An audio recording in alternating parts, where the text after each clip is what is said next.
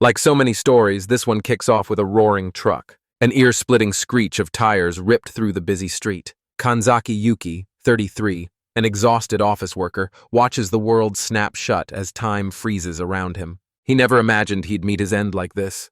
The young woman he saved stands rooted, horror pinning her to the spot. Memories slam him back to raising his younger siblings, and I watched, breathless, as they sprinted full tilt after their dreams. Their gratitude stitched his fractured life into something whole. That existence burned out in a heartbeat, short and undeniable. He harbored no regrets. Then a voice burst from the light and greeted him. Kenzaki's eyes flew wide as shock slammed into him. He plummets into a strange void and locks eyes with a lone, tiny child. This being proclaims godhood. This domain answers only to them. They thrust the title of Chosen onto him, charging him with a special purpose. He's ripped from his old life and reborn in a whole other world. Dying a hero? You rake in monstrous bonus points. The god looms and offers him any cheat ability he craves. For a split second, he tastes power and basks in roaring adoration. But then he fires back a single line. No, thank you. He needs no special powers, he only craves an honest life. The god reels, dumbstruck by the profound humility surging within him. They won't let him walk away empty-handed. They hatch a plan to give him a completely different kind of present. Kenzaki's brow knots, quietly unsettled by their definition of present. The god rips out a colossal cannon and fires him hurtling off into the sky. They locked eyes for one last, shattering goodbye. Then their finger slammed the trigger. A chaotic vortex explodes, hurling Kenzaki through its roiling maw. His new life will rise on the hard-won virtue he earned. Everything ignites atop a wind-whipped, frost-bitten mountain peak. Kenzaki's eyes snap open. Alone, a newborn adrift on a blinding sea of white. Inside him, the stubborn mind of a 33-year-old man still calls the shots. He snaps awake and the truth slams into him. He's been dropped on a wind-lashed, snow-covered mountain. But he gapes down at his tiny bare feet, disbelief clawing through him. A stab of alarm hits him. He realizes he's not cold at all. So this has to be the present the god spoke of. Moments later it hits him. He's not alone. A pack of colossal, otherworldly wolves presses in around him. My peaceful second life just exploded into chaos. On the brink of doom, he steels himself. Then a lone figure suddenly bursts into view. A lone warrior cleaves through the pack, each strike effortless and devastating. His ice-cold glare pins the beast, forcing it to back away. Kanzaki froze, eyes wide and unblinking as disbelief pinned him to the spot. The man tore through the entire pack with a single thunderous blow. He zeroes in on the abandoned child, eyes hard with sudden purpose. Kenzaki locks eyes with a ruthless world and wonders, can he make it out alive? The warrior's touch lands like a whisper, quiet, shockingly gentle. He snaps his gaze upward, locking eyes with his enigmatic savior. The man beams a steady, reassuring smile. He pulls the child into his arms, pressing him like armor against the biting cold. Backed into a corner with nowhere left to go, he commits to bringing him along. He grits his teeth and reluctantly shoulders the weight of his new responsibility. He hoisted Kenzaki into his arms and sprinted toward an unknown destination. They burst into a sunlit clearing and froze at the sight of a secluded cottage, tucked like a secret in a forest buzzing with life. The warrior bellows, "Olympia!" As if answering the call, a tiny winged girl suddenly flutters into view. Delight painted her face the moment their unexpected guest stepped through the door. Kenzaki reels, eyes wide and breath snagged. She's unmistakably not human. The warrior locks eyes with the child and declares him a traveler. Olympia's voice drops as she reveals that travelers from other worlds are rare, but they do appear now and then. She screamed for an answer. Why was a child abandoned all alone on that mountain? She flashed a warm, disarming smile and asked him his name. Kenzaki strains to introduce himself, forging the words in his mind. He opens his mouth, and only frantic, garbled baby babble explodes out. Against all odds, Olympia reads him like an open book and calls his name beautiful. She erupts, claiming she's a spirit, and the warrior reveals herself as a hunter named Lucy. Kenzaki scrambles to thank them, gratitude clawing at his throat. A 33-year-old mind trapped in a toddler's body. Every day turns into a savage clash between adult thoughts and tiny, helpless limbs. Olympia cuts through the silence and demands the question that matters most. Does he have a place to go? A bolt of inspiration detonates in her mind, and she snaps into a firm decision. She bolts forward, sweeps Kenzaki into a fierce hug, and proclaims they'll raise him. Lucy bristled, jaw clenched. She refused to go along with the plan. Olympia snaps. This child has no parents in this world. This land burns with danger, plunged into chaos the moment the Demon King fell. She clamps a hand on his shoulder, voice cold as steel. Staying with them is his only safe option. Kanzaki feels it in her bones. She's right. Without their protection, he wouldn't survive a single day.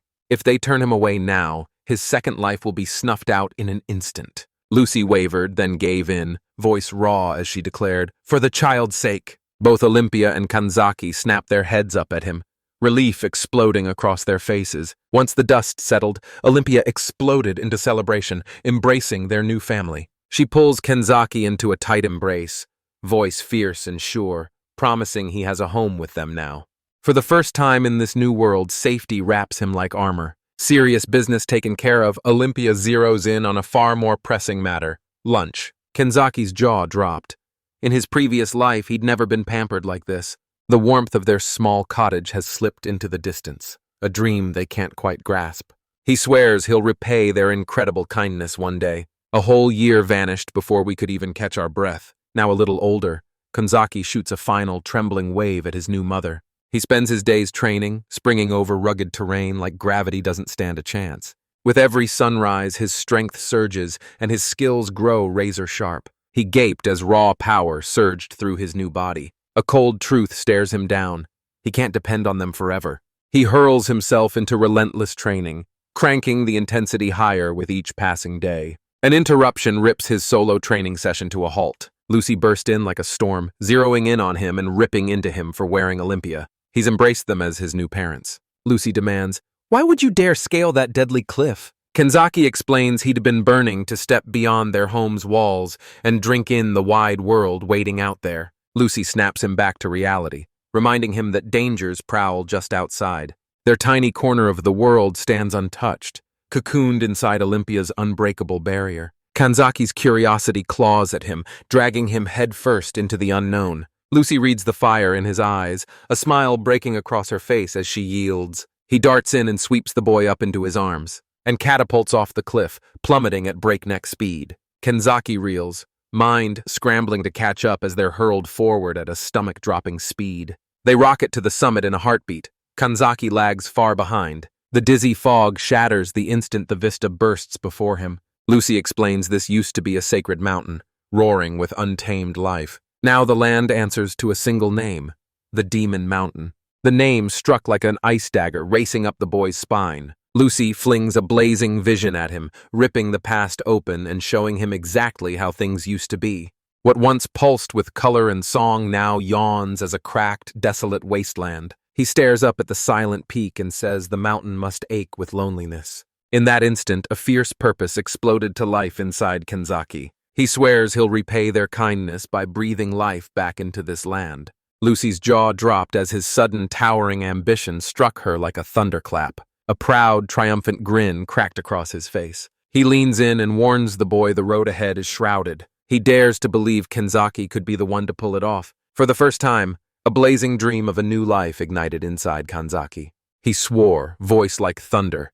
He'd resurrect the mountain's former glory. First, he realizes he has to forge himself into something fierce enough to survive. Meanwhile, a pack of wolves barrels through the forest, paws hammering the earth and low growls tearing the air. They slam headlong into an invisible force. A crackling, rune-lit barrier wrapped the family's home like armor, holding back every dark thing that dared approach. The barrier defies the siege as a merciless onslaught hammers at it without pause. Elsewhere, a long-haired blonde snapped upright as a jagged ripple of disturbance slammed into her senses. The wolves howled, frustration ripping their voices as every attempt to break through failed. Back at the cottage, Kanzaki hones his swordsmanship, swinging a wooden sword with fierce focus. Olympia bellows his name, calling him inside as she shouts that dinner's ready. The family floods into the dining room, faces lighting up as they dive into a humble, steaming meal. He thanks them, now burning with a fierce new purpose. A single blazing mission sears his soul. He'll purge Demon Mountain. He swears this is the only way he can repay his new parents. He must annihilate the poisonous miasma choking the land. Lucy warns it means you have to battle the monsters it spawns. He conjures an example. A frost dragon knockoff formed entirely from writhing, icy slime. Kanzaki strides forward and accepts the challenge, a fearless grin carved across his face. Lucy stands proud, pride blazing in her eyes. Then she snaps him back to the hard truth.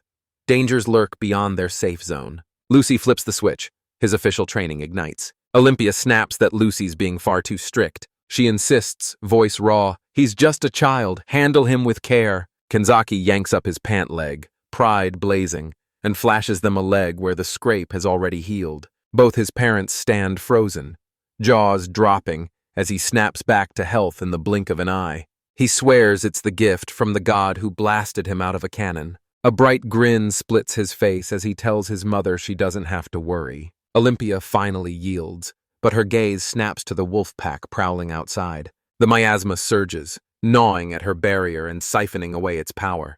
Kenzaki watches, breath caught, as his father plants his feet and steels himself with iron resolve. Lucy steels herself, snaps into motion, and strides out to patrol the grounds surrounding their sanctuary. Olympia implored Lucy, desperation lacing her voice, "Be careful!" Kenzaki yanks at his father's cloak, jolting him to a stop. He practically leaps forward, eyes blazing, and cries, "Can I join the patrol?" Lucy cuts him off instantly, voice like ice. "No, it's too dangerous." Olympia sweeps the boy into a reassuring embrace and, with a teasing grin, reminds him the chores he knows by heart are still waiting. He shoots a final, defiant wave and vows to stay within the barrier. Kenzaki knows his mother's barrier is a hurricane of raw, terrifying power. It's forged to blast away the choking miasma spewed by mighty monsters. Turns out it locks out humans and animals alike. That locks him into training against nothing but tiny snakes. He burns to see what waits beyond their safe haven. A hunger to see the outside world gnawed at him so fiercely it stole everyone's attention. Lucy shot past him like lightning, reduced to a single blazing blur. Kenzaki's eyes snapped wide, shock blazing across his face. A colossal, mystical wolf bars their way. Recognition slams into him.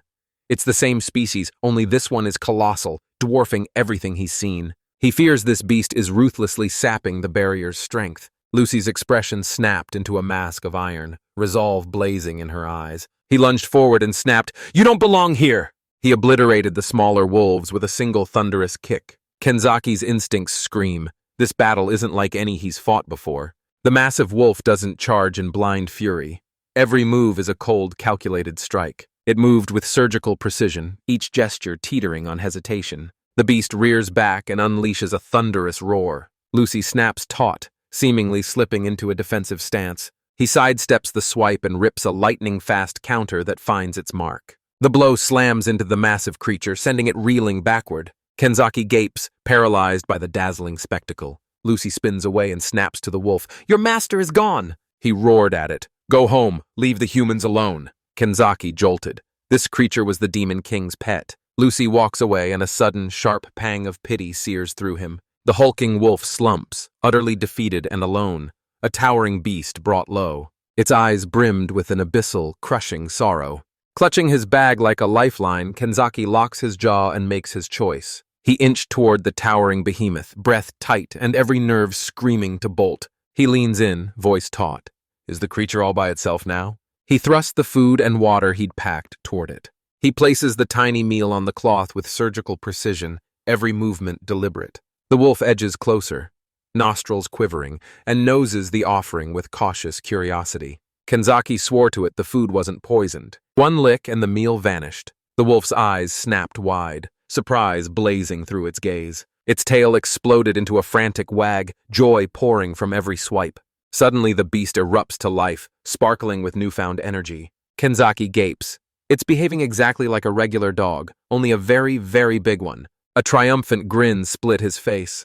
Relief crashed through him because he'd actually managed to help. He stretches out his hand and tenderly caresses its head. He fixes the wolf with a blazing stare and declares it's not like the other monsters. It yanks him back to that drenched stray he once spotted, quivering in the downpour. He confesses, voice cracking, that he's always regretted not taking it in. He clings to the hope that the little dog landed in a warm, loving home. He declares he'd have named it Pochi if he'd adopted it. The wolf-seers snap to attention the instant that name slices through the air. A bolt of inspiration rips through Kanzaki's mind. He roars, "You're Pochi from now on!" A system window bursts onto the screen proclaiming he's tamed Fenrir Pochi. He jerks upright, every nerve screaming, could this be another presence of the god? A flood of Pochi's memories slammed into him, pouring through his mind.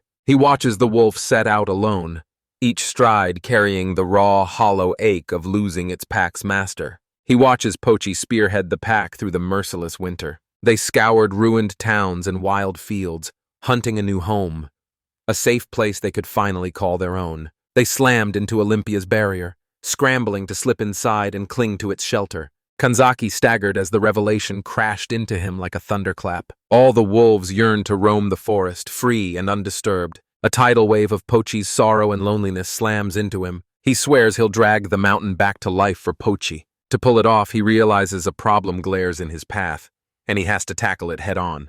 So how do we haul this giant, fluffy beast back home? Panic claws at his throat.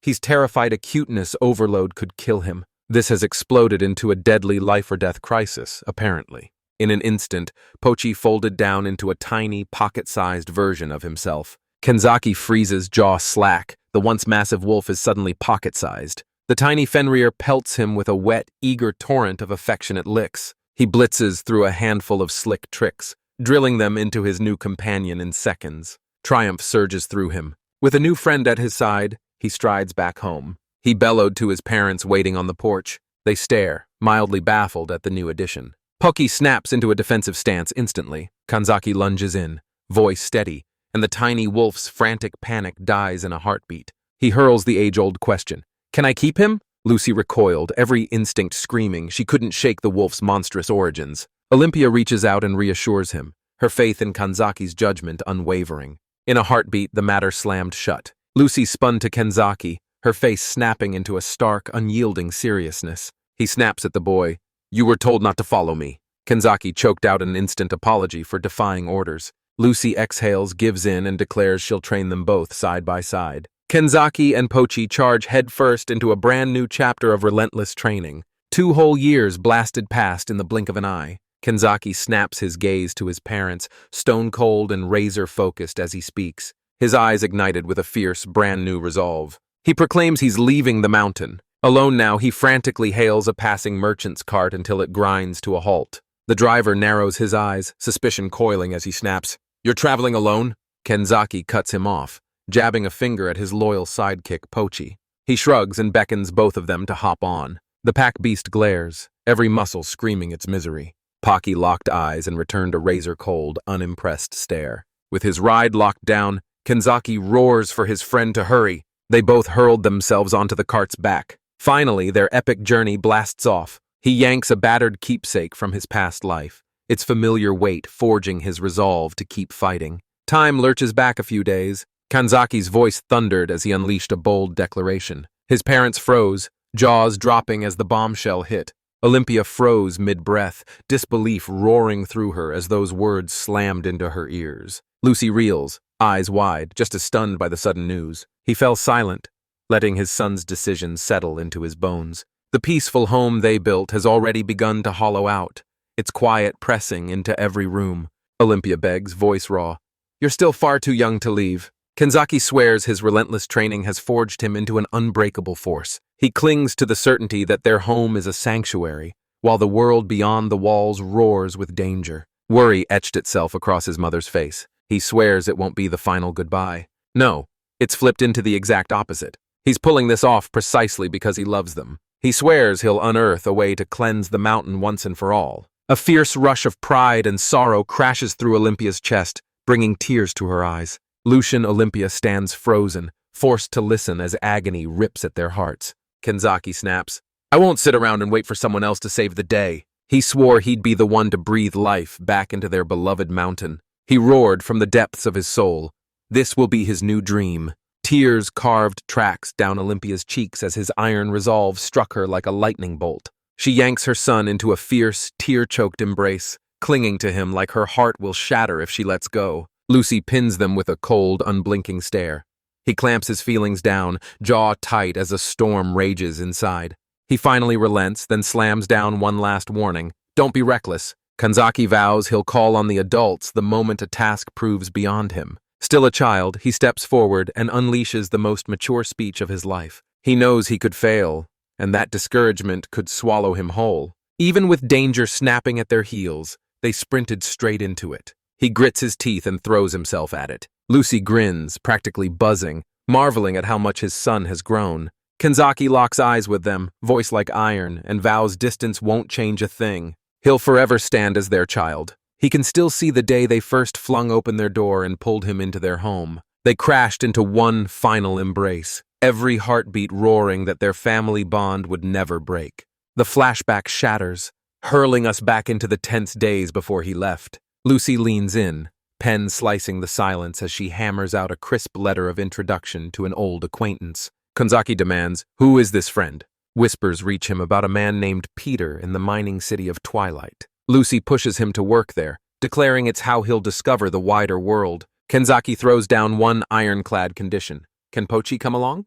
Lucy nods sharply. Only he can bend the wolf to his will. The boy and his fluffy partner in crime erupted into wild, infectious joy. The city's reply landed. His departure date was locked in. Lucy drills him in vital, life-saving survival skills. He crams Kanzaki's bag with essentials, tightens the straps, and inspects every pocket so Kanzaki is ready for the journey. Our boy watches, heart hammering as dread and exhilaration collide in his chest. He flashes back to his past life, a streak of evasions where he ran from every real challenge. Now he rockets into this boundless new world, primed to shatter every limit and prove what he's truly capable of. He and Pochi crackled like live wires, barely able to sit still from pure anticipation. This is it, the day he finally leaves. Olympia hurls a final raw plea at him, her voice cracking as she begs him to reconsider leaving. Her goodbye hug clamps down like she refuses to let go, every squeeze shouting how much she loves him. Lucy fires off a final checklist,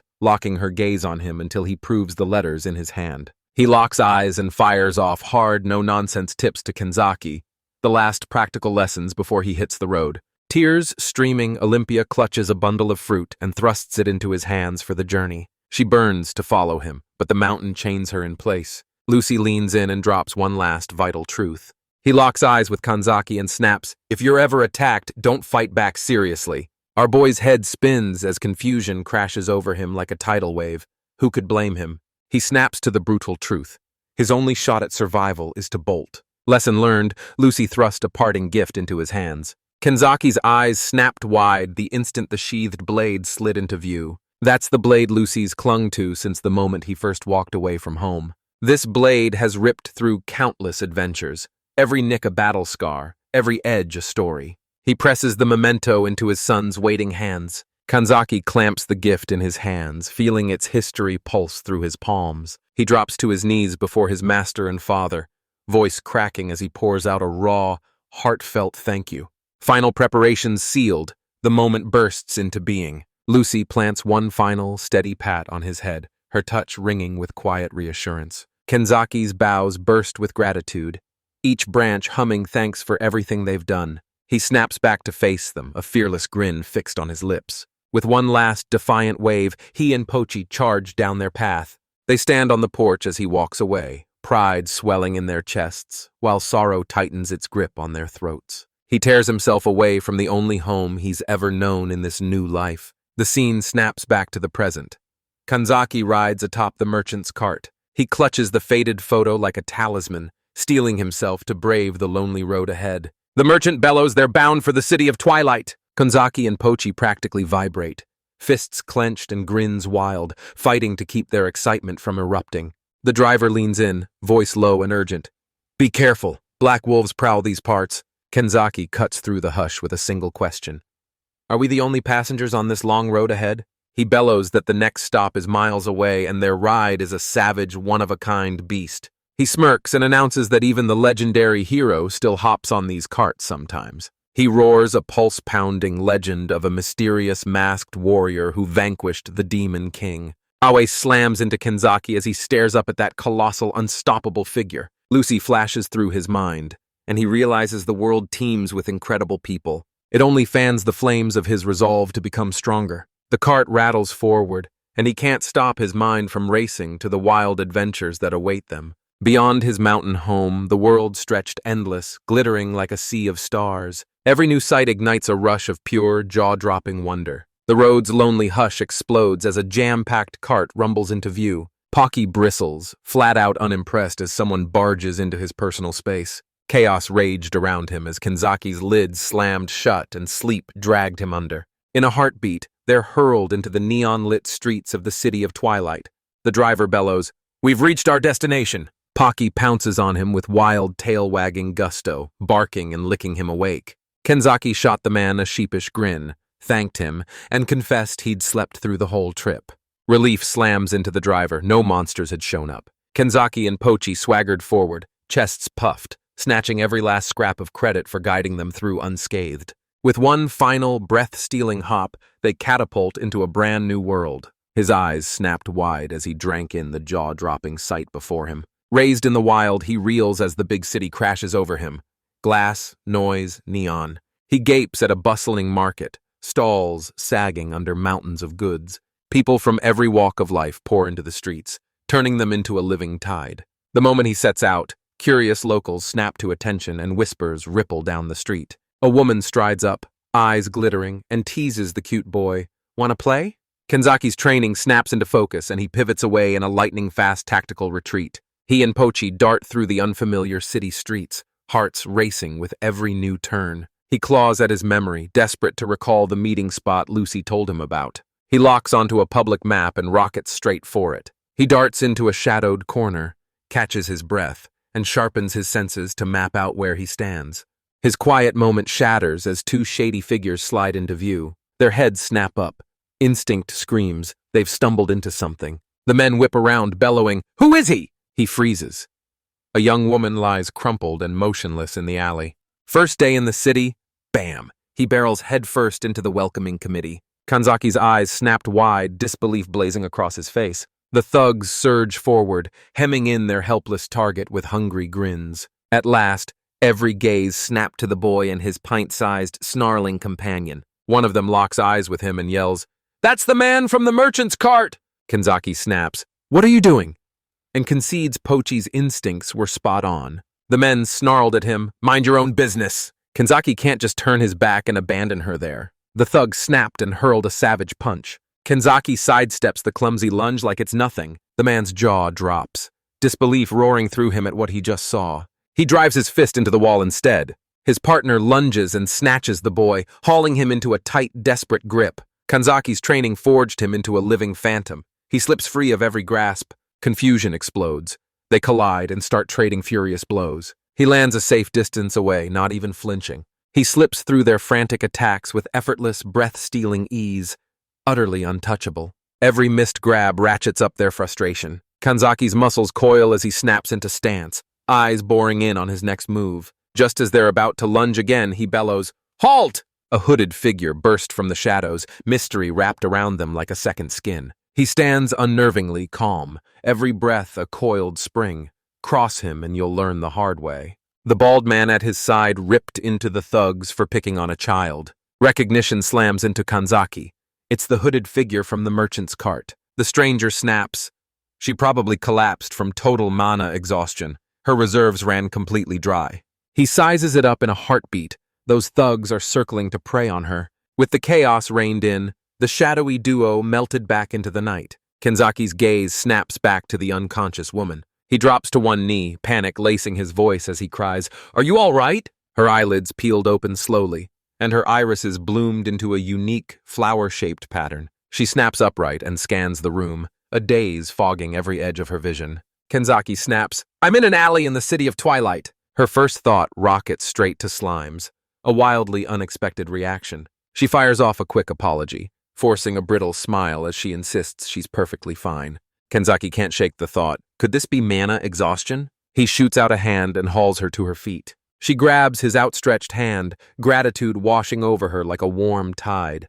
The instant their hands touch, a bolt of electricity rips through her. A jolt slams into Kenzaki. His mana is pouring into her on pure instinct. She reels, jaw dropping, as raw power surges from a child so tiny. He thunders his name, Kenzaki Yuki, and bows to the heavens, crediting the god for this gift. Healed at last, she strides forward and proclaims, "I am Sakura Halcyon." She explodes with gratitude and pleads, voice cracking, "How can I ever repay you?" Kenzaki froze for a heartbeat as a bold idea ignited in his mind. Cheeks flushed, he bites his lip and murmurs he's lost, pleading for directions to the statue.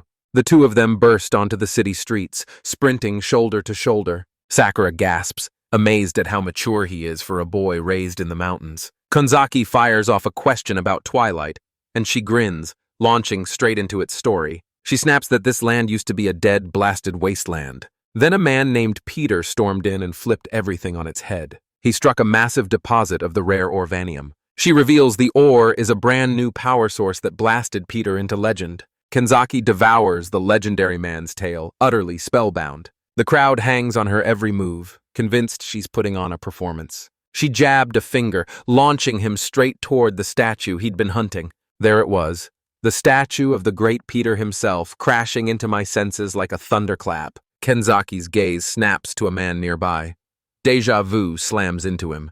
That face is far too familiar. The man flashes him a warm, friendly wave. He barrels forward and snaps. Kanzaki, are you the boy I've been waiting for? Kanzaki gapes, confusion crashing over him like a tidal wave at this sudden twist. Sakura's eyes snap wide as the pieces click into place, and she realizes the truth. Here comes Peter, the man who founded Twilight, bursting into the spotlight. He announces Lucy sent word ahead. She's already rolled out the welcome mat to usher Kanzaki into the city. Kanzaki gapes.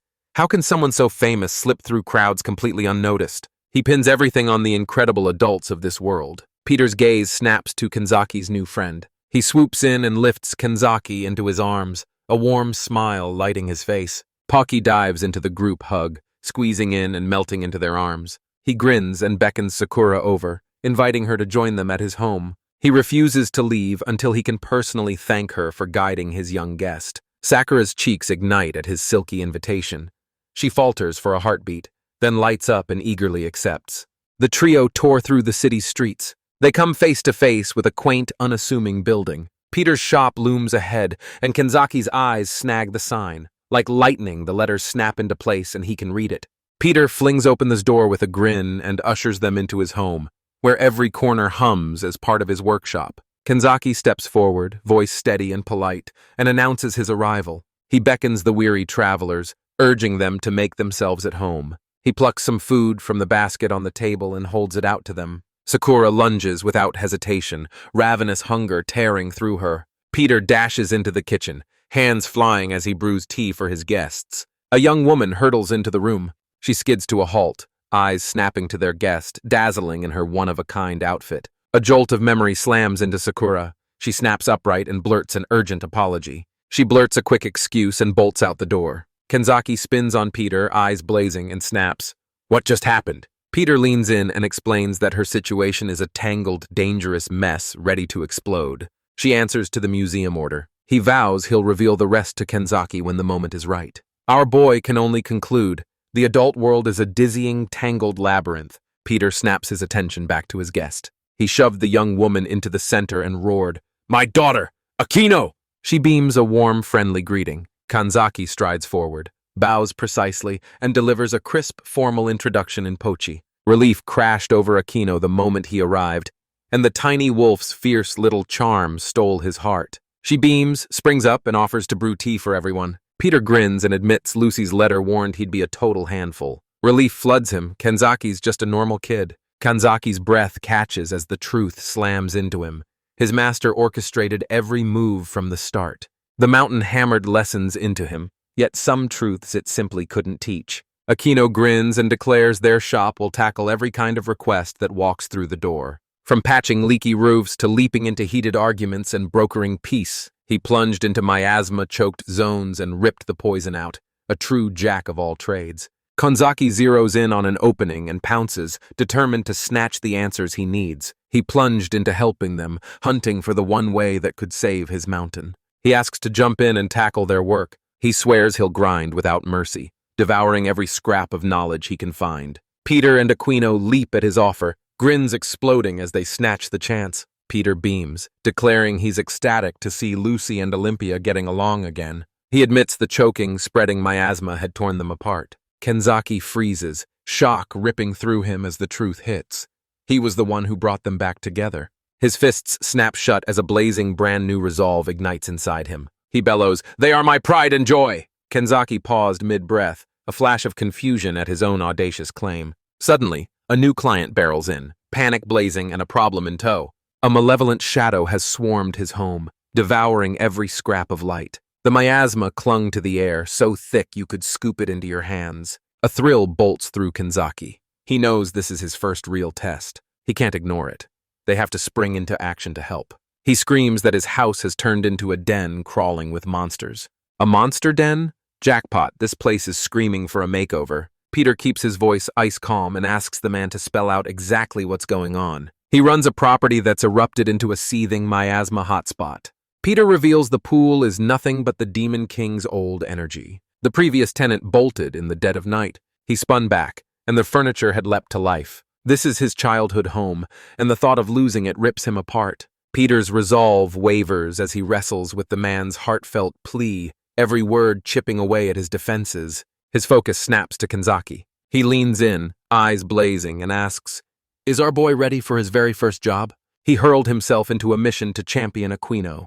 Kanzaki dreads becoming nothing but a stumbling block. He's only 6 years old, still clinging to childhood. His resolve hardens to iron. He squares his shoulders and accepts the challenge. He snapped, "Aquino, what's our plan of attack?" She shot him a confident smile. Their secret weapon, a ruthless old-school deep clean. We flung every window wide to purge the house, then charged the monsters head-on. Weak as glass, the monsters must strike now, lightning fast. Kanzaki clenches his jaw and nods, every nerve steeled for his first real mission. The cleaning crew storms into the fray. Confidence slams into him. He knows he can do this. He lunges into the fray, his trusty duster snapping like a war banner. Kanzaki yanks the shutters open, ripping night aside as light surges into the room. While Aquino wrangles the furniture, our boy dives in and tackles the floors. Even Pochi barrels into the fray, scrubbing like his life depends on it. They move as one, and Kanzaki, against all odds, rips an entire couch off the floor and lifts it. In an instant, the room erupted into sparkle, every surface immaculate and gleaming. He rakes a hand across his brow, wiping sweat away as blazing pride surges through him. Mission accomplished. One room down, they plunged deeper into the mansion's shadowed corridors. A sudden, bone-deep, familiar sound rips through the air and pins him to the spot. A scream rips the air and he bolts, sprinting to find its source. He darts his head around the corner and sees two robed figures, every move fueled by raw panic. They're bolting, yelling desperate pleas for each other to escape the looming danger. Aquino catches up in a heartbeat, but Kanzaki stands frozen, his eyes glued to the thick, choking miasma swallowing the path ahead. He lunged for the door, seizing the handle before a single doubt could stop him. It explodes open, unleashing a screaming swarm of possessed books that take flight and swarm the air. Kanzaki froze, gaping as the sight slammed into him and left him utterly stunned. Aquino warns that libraries seethe with these monsters. Reality slams into her. This is way more than a simple cleaning job. Kanzaki's gut screams that someone might still be trapped inside. He rockets into the fray, darting through a storm of flying paper. At the epicenter of the chaos, he locks eyes with Sakura. A monstrous book hurtles straight at her. Kanzaki's face steals over, resolve blazing in his eyes. He smirks, tosses caution aside, and dives headfirst into a deliciously reckless move. He hurtles forward and obliterates the entire line with a single explosive barrage of kicks. He tore through the air in a blur, each move pulsing with laser focus. The books explode into the air, helpless against the savage assault. He lands like a coiled spring, perfectly balanced and razor stable, primed to launch the next attack. His eyes zero in on the remaining threats. He unleashes one final, thunderous kick that intercepts the last monster. He slammed down between Sakura and the danger, his duty complete. He shoots a hand out, desperation lacing his voice as he asks if she's all right. Sakura stands frozen, breath gone, the rescue still hitting her like a thunderclap. Relief explodes in her chest. She seizes his outstretched hand and accepts his help, gratitude bright in her eyes. Aquino bursts in the instant they decide to pull back for a tactical retreat. Outside, the group finally exhales, chests heaving as they catch their breath. Aquino bolts to Kanzaki's side, panic flaring as he watches the miasma take hold. He suddenly registers the chaos bouncing off him. He's completely unfazed. Must be nice. They sprinted back, hearts pounding, to lay the whole situation out for Peter. They barreled back into the workshop, finally swallowed by its familiar safety. Peter leans in, hanging on every word as relief crashes through him when he realizes everyone walked away unscathed. Sakura's on the mend. Embers of energy flare back to life inside her. Aquino clasps her hands, eyes shining as she thanks her, and Sakura bows, waving the praise away with a humble, shy smile. Kanzaki sliced through the silence and demanded the one burning question. What was she doing there? She spits out the truth. She wasn't alone in the mansion. They outranked her in the museum order. They baited a trap to snare the monster, and she was the lure. Kanzaki blinks, a flicker of confusion tugging at her. Her idea of teamwork just doesn't add up. She declares it's fine, so long as her seniors escaped. She hurls herself into danger, trading her life for theirs and leaving everyone speechless. Akina rips the veil off the Mujian order and lays bare its brutal truth. An iron edict slams down on apprentices like Sakura. They're flat-out forbidden from taking any outside jobs. Peter grins. Captured monsters fetch a fortune on the black market. Sakura admits she knows it's wrong, but desperation clamps down and leaves her with no choice. She launches into telling them her story. She burst into the world as the seventh daughter of a low-ranking noble house. Their house sagged under the weight of poverty. Desperate to save her family, she hurled herself into the order and vowed to become a saint. She sprinted down a path she believed would let her help others. Kanzaki leans in, hanging on every syllable, and gently urges her to take her time. She reveals her parents sold every last thing to pay for the donation, and it still fell short. Peter warns that without the full payment, she's cursed to spend the rest of her life chained to the title apprentice. Kanzaki freezes in silence, forced to listen as pain rips through his chest for her. Sakura shrinks into herself, convinced she's nothing but a lone speck of dust on life's towering staircase. Gratitude for Kanzaki swells in her chest, even as a hollow uselessness gnaws at her. Our boy's fist snapped shut, a blaze sparking in his eyes. He lunges forward and seizes her hand. Sakura snaps her head up, eyes going wide as shock rips through her. Kanzaki snaps, "You're not useless, not at all." He's utterly convinced she's the kindest person alive. He snaps, reminding her she was the one who pulled him out of the city's maze when he was hopelessly lost. She staked her life to buy her seniors precious seconds. A reckless gamble, but raw, roaring courage. He bellows that anyone who steps up for others is truly wonderful. His words struck her like a shaft of sunlight, and her eyes lit up, glittering with hope. He barked, "Never speak so poorly of yourself again." Tears brim in her eyes as she chokes out, "I understand." Kanzaki anchors her with a steady hand and whispers that it's okay, even if she doesn't. He sees his old self, the one who would have bolted the moment those feelings hit. Peter and Aquino burst into agreement, both vouching that she's a good person. He leans in and sweeps her tears away with a tender hand, giving her a single, steady moment of comfort. He frantically searches for anything more he can do to help. Boom! An idea detonated in his mind. He snaps to Peter, eyes razor-focused, and asks, "Can we hire Sakura for the mansion job?" He snaps his gaze up at the man, hope roaring in his eyes. Peter cracked a grin. Her towering mana was going to make this job child's play. He thrusts a job offer at her and vows to pay for her help. He even flicks a coin across the table, the sharp clink sealing the down payment. Sakura falters, still convinced she doesn't deserve this kindness. Her resolve snaps back like a coiled spring, and she lunges forward to seize the offer. In an instant, a brand new team explodes into existence. Kanzaki's resolve hardened into steel. He's charging headfirst into his first real job. The brand new cleaning crew freezes before the haunted mansion, hearts hammering as its dark silhouette broods above them. A black tide of energy surged from the building's core, devouring the air and snuffing out the light. Aquino unfurled the plan with steely resolve and declared they'd start where the miasma is thickest. Kanzaki snaps and blurts, "What are those strange glasses you're wearing?"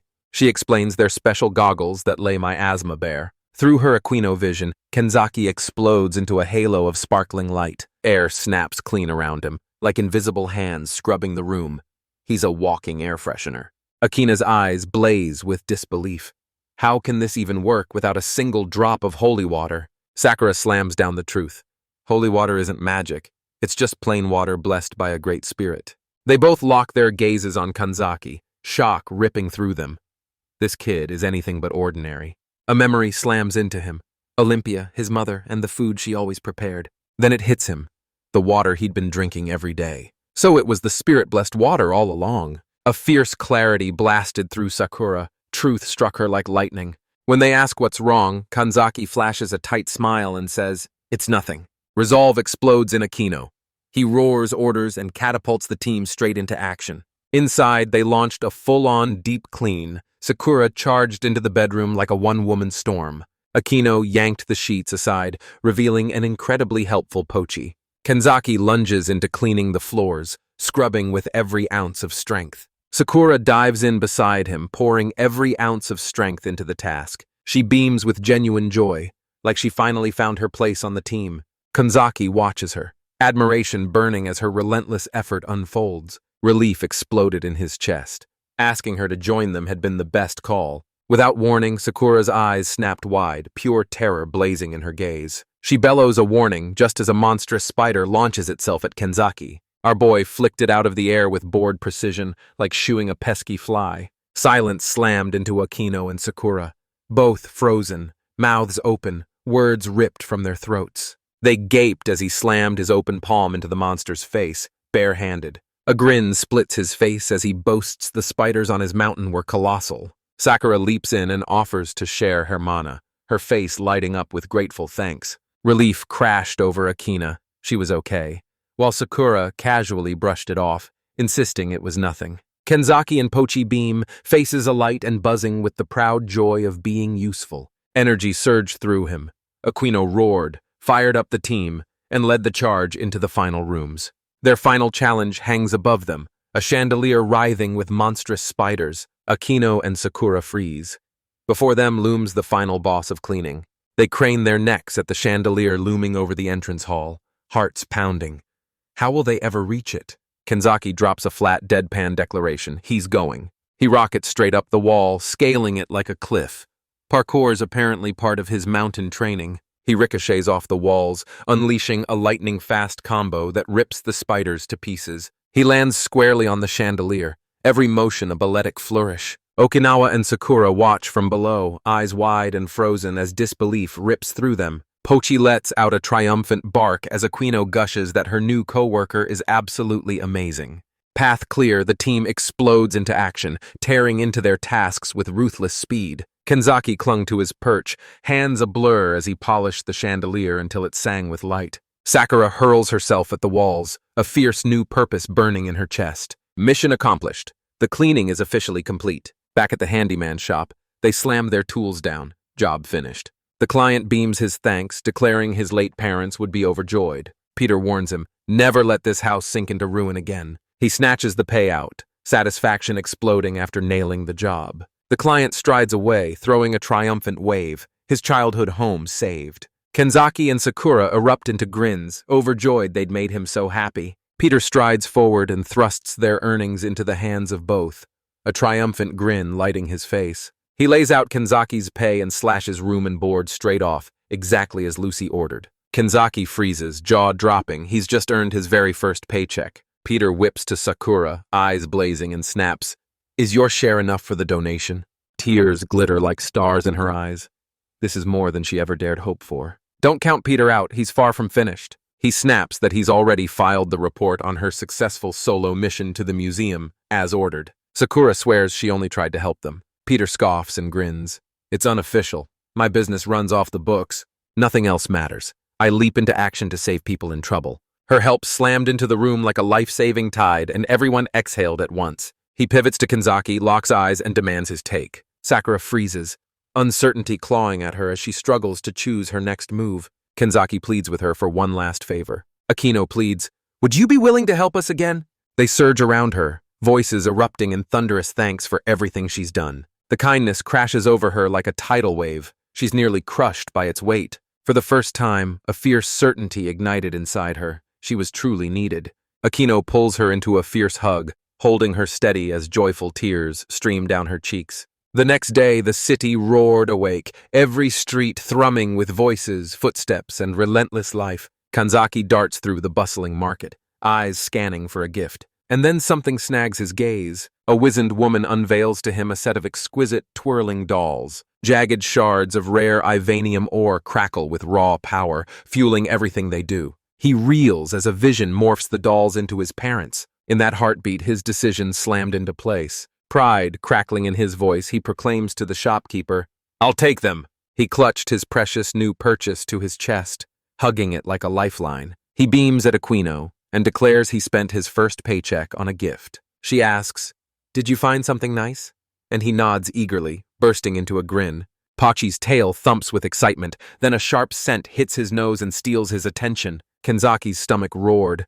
A sudden feral hunger slammed into him. Akino jabbed a finger at a stall hawking sizzling smoke-kissed grilled meat. She springs into action and treats him to celebrate landing his first job. He erupts with an eager yes, watching her stride toward the stall as he waits, heart racing. He relives every meal he's devoured in this world so far, each flavor slamming back into his memory. Mom's cooking reigns supreme across every universe. He closes his eyes and savors every bite he's devoured in this world so far. Today, he finally sinks his teeth into real, fresh meat. Akino storms back in, triumphant, clutching their long-awaited meal like a hard-won trophy. She scoops out a special portion and slides it to Pochi like it's his very own treasure. And she handed a much larger one to her hard-working new partner. She thrusts the steaming bowl at him and snaps, "Eat it now, it's still warm." The two of them pounced on the treat, grinning wildly as they tore into it. Kenzaki beams and admits it's delicious, then scowls at the tiny portion. A growing boy needs his protein. Akina leans in, voice sharp, and spits the truth. Fresh meat is a luxury here. Kenzaki's blood ran cold as he realized the miasma had tainted the food supply. She swears they'll buy more the instant the miasma lifts. That only forges his will into iron. He swears he'll help cleanse the land. Poki beams, tail wagging, devouring his snack like he just struck gold. Their peaceful moment teeters on the edge. Chaos is about to burst in. Two women in familiar robes swept past, their gossip exploding down the hallway. They trade stunned whispers about Sakura's recent success, disbelief crackling through every word. They stood stunned, unable to fathom how she ripped through and cleared that deadly area. They stomp away, convinced she pulled strings with her family's clout. The haters? They'll never stop hating. Kanzaki's appetite evaporates in an instant. Akino's stomach plummets as the truth slams into him. They're talking about their friend. Kenzaki snaps his head up, a storm churning in his eyes. He recoiled, revulsion burning at their petty jealousy and twisted, unfair judgment. He burns to find a way to blast Sakura into the spotlight so she finally gets the credit she deserves. Back on the mountain, Olympia sulked, hunched beneath a heavy cloud of gloom. She presses her face to the water, breath held, scanning the ripples for even the faintest glimpse of her son. Lucy scoffs, public moping not her style. He growls, reminding her scrying sputters and dies in my asthma-choked lands. She shatters into tears, wailing that the museum order controls every last drop of pure water. The order's name punches Lucy in the chest, freezing her mid-breath. He spun on his heel and snapped, "I'm going out for a while." Kanzaki and the team roar back onto the road, racing straight toward their next job. The driver reveals something's been gnawing at him. Their cart clattered and jolted along the bone-dry path, kicking up a trailing cloud of dust. They charge across the boundless plain, eyes fixed on the towering mountains ahead. Kanzaki and Pochi lean forward, eyes blazing and hearts racing at the promise of a new adventure. He perches on the cart's rear and declares the world a different planet from back here. The driver bellows that they're almost at their destination. Akino spins to Sakura and asks her to give them a lightning-fast briefing on the mission ahead. Sakura steels herself, resolve igniting as she rockets forward to seize the lead. She launches into the request, spelling out every single detail. Kanzaki leans in, every nerve humming, ready to pounce on his next assignment. She warns that the miasma pool has unleashed a savage stampede of red-fanged boars. Local hunters buckled under the pressure. The order was called in. Kenzaki blurts, "Is this really our job?" Fair question. Their last gig was nothing but cleaning. Sakura snaps, "We're not fighting those monsters head-on." They're on one mission, conjure a protective barrier to shield the fields. The driver snaps, "We're just holding the line until the real monster hunters arrive." Akino warns that the famed Brooks hunting party prowls these parts. Kanzaki's eyes snap to the name. Sakura's eyes flash as she bursts out that Brooks helped strike down the Demon King. She swoons, claiming his fame stands shoulder to shoulder with the greatest legendary heroes. Kenzaki practically vibrated with exhilaration at the thought of finally standing before that formidable figure. He loses himself in a daydream of meeting those heroes, while Pochi stares him down, utterly unimpressed. Sakura vows she'll pay them for their help. Elation surged through her. She could finally repay their kindness. Kenzaki beams, pride surging as he watches his friends glow with fierce, unshakable confidence. Right then, the driver zeroes in on their destination, a distant silhouette snapping into view on the horizon.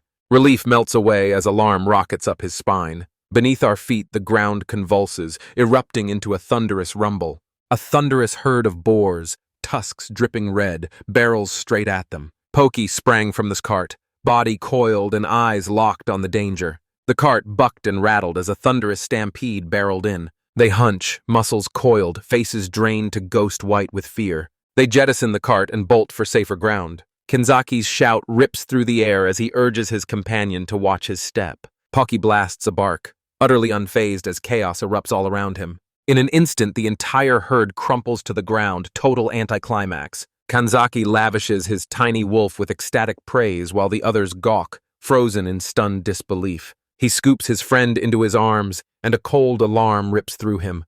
Another threat is closing in. A massive boar, the leader of the pack, barrels forward like a living battering ram. A jolt rips through Kenzaki. There's still one left. A bald, hulking man rears back and swings a massive club, the air exploding with raw force. Teeth bared, he drives every ounce of strength into the strike. Kanzaki explodes into motion, sprinting to cut them off. He rockets through the air, flipping with the effortless precision of someone who's practiced it 1,000 times.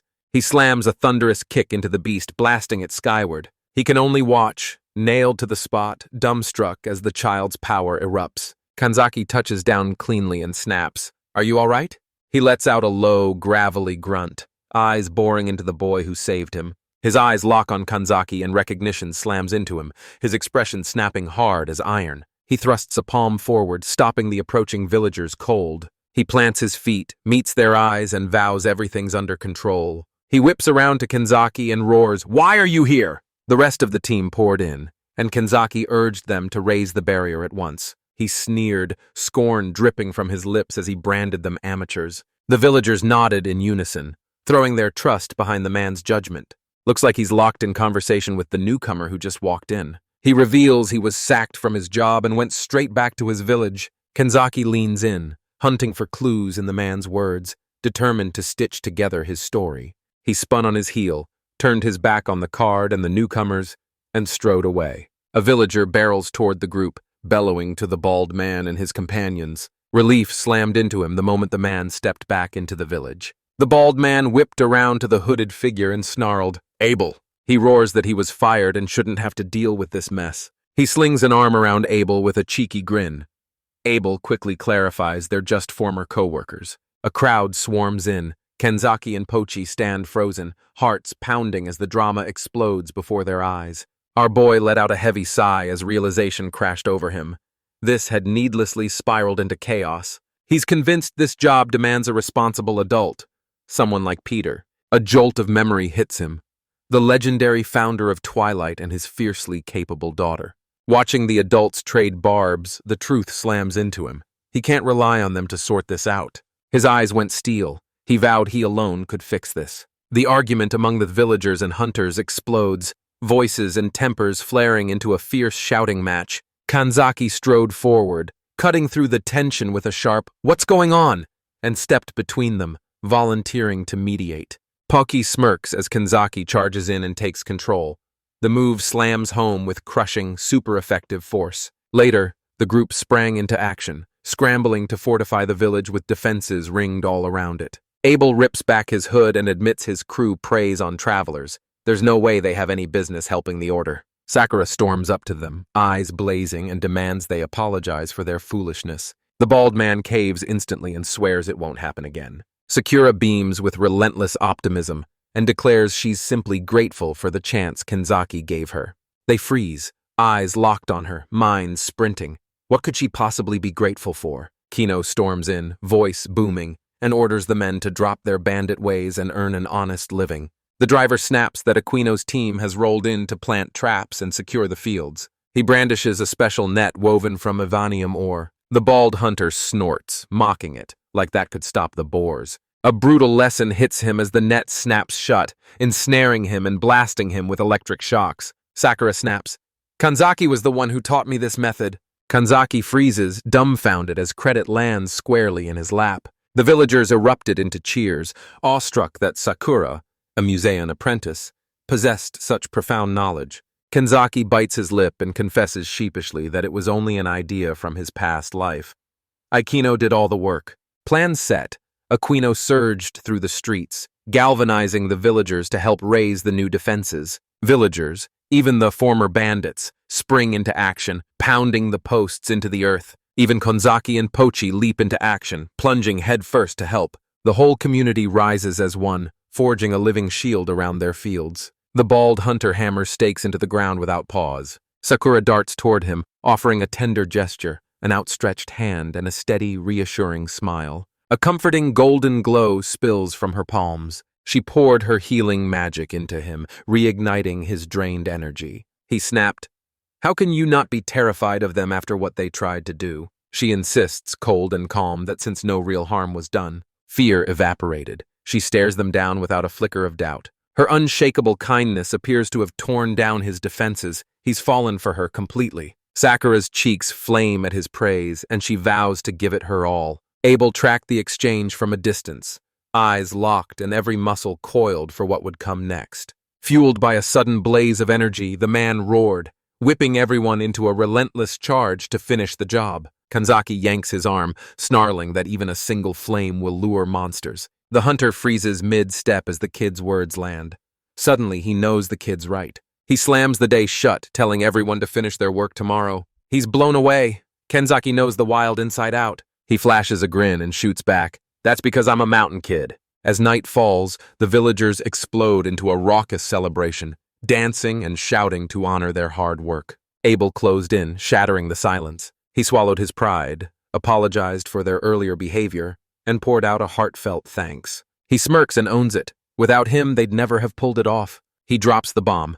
He's leaving his companions behind. Kenzaki reels, jaw-dropping, while Abel's voice goes cold as he insists he has his reasons. His eye ignites with an eerie, otherworldly glow. He throws back his hood and flashes a single, eerie eye that can see a person's power. Relief surged through him. He knows his old friend will be fine without him now. He forces out a raw thank you to Kenzaki for giving him this chance to move on. Kenzaki can only grit his teeth and conclude that adult business is a maddening tangle. At dawn, the village held its breath, every street swallowed by an eerie silence. Abel's former companions close in, cornering him by the fence. He declares, cool as steel, "This is where we part ways." The two men reel, jaws dropping. His decision hits them like a thunderbolt. They thunder after him, roaring for an explanation. But he stops them dead with one decisive sweep of his hand. The bald hunter snarled, "Was our time as comrades worth nothing?" Abel bellowed, "Your past is over! This is your new home!"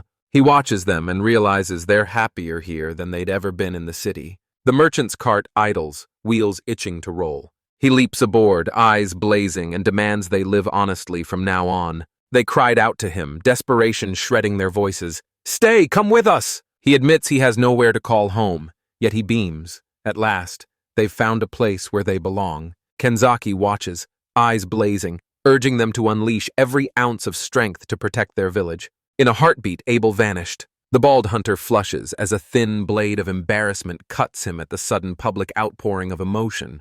He ruffles Kenzaki's hair with a rough, approving pat. He declares to the boy, voice like iron, that he knows exactly what must be done. He swears they'll stop at nothing until their friend returns. A fierce new purpose burns in them as they steel themselves and charge to finish the job. Kenzaki and Pochi rocket back into action, ready to help once again. A familiar voice slices the air, shouting his name, Akino, utterly spent, every ounce of energy drained from her. She erupts, panic shredding her voice. "Sakura's missing!" Kenzaki's eyes snapped wide as shock exploded across his face. Akino's voice cracked as she revealed she'd woken that morning to find Sakura already gone. Her father froze as his eyes snagged on Sakura's staff, abandoned behind the inn. Peter snaps that she'd never abandoned something this precious. Fear claws at them. They suspect monsters may have ambushed her. Kenzaki's heart drops as the news hits. Sakura has disappeared. A terrible premonition slammed into Kenzaki in an instant. The story catapults us back to just a few hours earlier. Sakura shot awake, sitting bolt upright hours earlier than usual. She slaps her cheeks, jolting herself into razor-sharp focus. Today she charges ahead, all grit and heart, determined to give the village everything she's got. A sudden noise snaps her head around. She snaps, "Who's there?" Her eyes fly wide with shock. A shadowed armored man steps forward and snaps. "Are you the museum apprentice?" Convinced he's a monster hunter, she strides up and tosses out a sharp, confident introduction. He cuts her off with an icy smile and snaps, "You won't need to." Sakura reels, mind spinning, utterly baffled by his reply. He explodes forward and slams a brutal, lightning-fast blow into her. Now that's one hell of an introduction. Her precious staff skitters from her hands and clatters onto the dusty ground. He jabbed a finger at her and roared that she'd driven the monsters off the mountain. He swears he's only obeying the script his master handed him. He snatches her, and in her last breath her mind claws its way to Kanzaki. She's been snatched, crying out for help week after week. Back in the present, Aquino's voice shatters the air as she screams her friend's name, panic burning in her throat. Poki's nose flared. He'd already locked onto the scent. Kanzaki asks if he can find Sakura.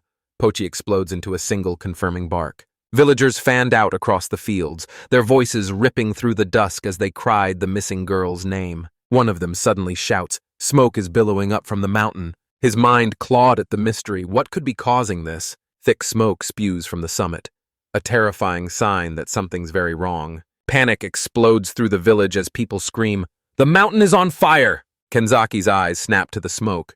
Its color is unmistakable, and he recognizes it instantly. He feels Lucy's lesson snap into place, a battle plan to draw hidden monsters out into the open. His father had thundered, "Never use it near a village!" He scrambles to warn the others, shouting that the monsters are being driven out. He swears they're coming, and the hunter just scoffs, irritation carved into his face. Akina's jaw clenches and she snaps, "Reinforce the fences, now!" The villagers explode into action, scrambling to evacuate and shepherd the children to safety. The bald hunter roared, rallying the men and barking for them to hold fast and wring every last second from the fight. With scythes and pitchforks repurposed as weapons, they steel themselves to make their stand. Kanzaki clutches his knife, pulse pounding, every thought screaming to know what Lucy would do.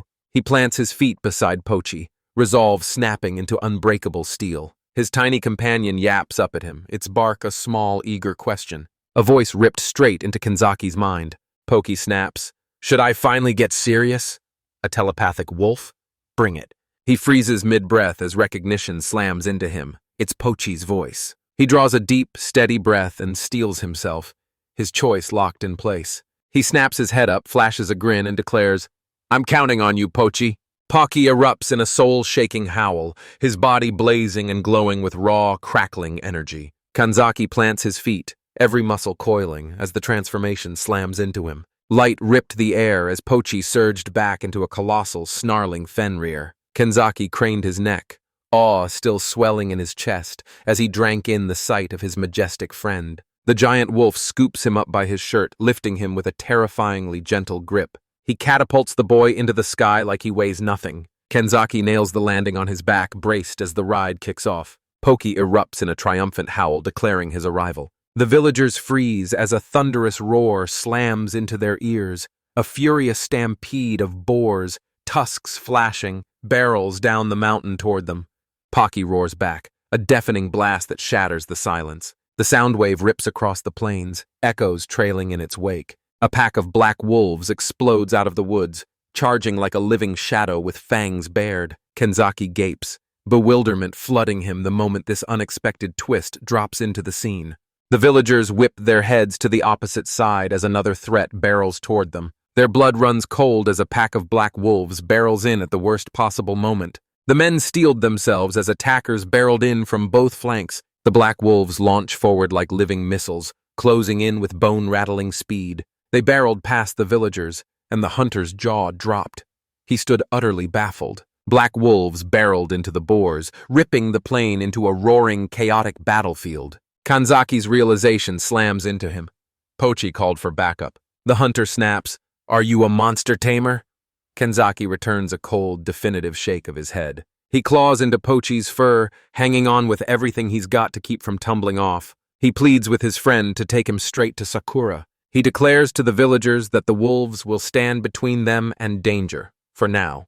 The bald hunter roars, "Go," and swears they'll hold the line. Kanzaki nods, steel in his gaze, and seizes the mission. Poki's paws claw into the earth, coiling like loaded springs as they prepare to launch. They blast into the sky, streaking away while the villagers below stand frozen, jaws agape. Kanzaki's face snaps into a twisted mask as dizzying speed slams into him. They erupt into a white blur, hurtling straight for the mountain. He locks eyes with Pochi and declares they're heading the right way. One thought consumes him. Find Sakura and drag her to safety. They hurtle past the forest's dense tree line, branches whipping at their faces. He bolts over to Pochi, Pochi's powering through the sprint, totally unfazed. Kanzaki snarled as the smoke thickened. They were right on top of it. His gaze snagged on something in the clearing. He jabbed a finger and forced Pochi to look. He flashes a quick thank you at his friend, then snaps, "Stay right here!" Kaki obediently drops to the ground as Kanzaki forges alone into the woods. He cried out her name, desperate for any answer. He barrels through the dense undergrowth, his heart hammering in his chest. He clenches the knife's hilt, every muscle coiled, ready for anything. He skids to a halt.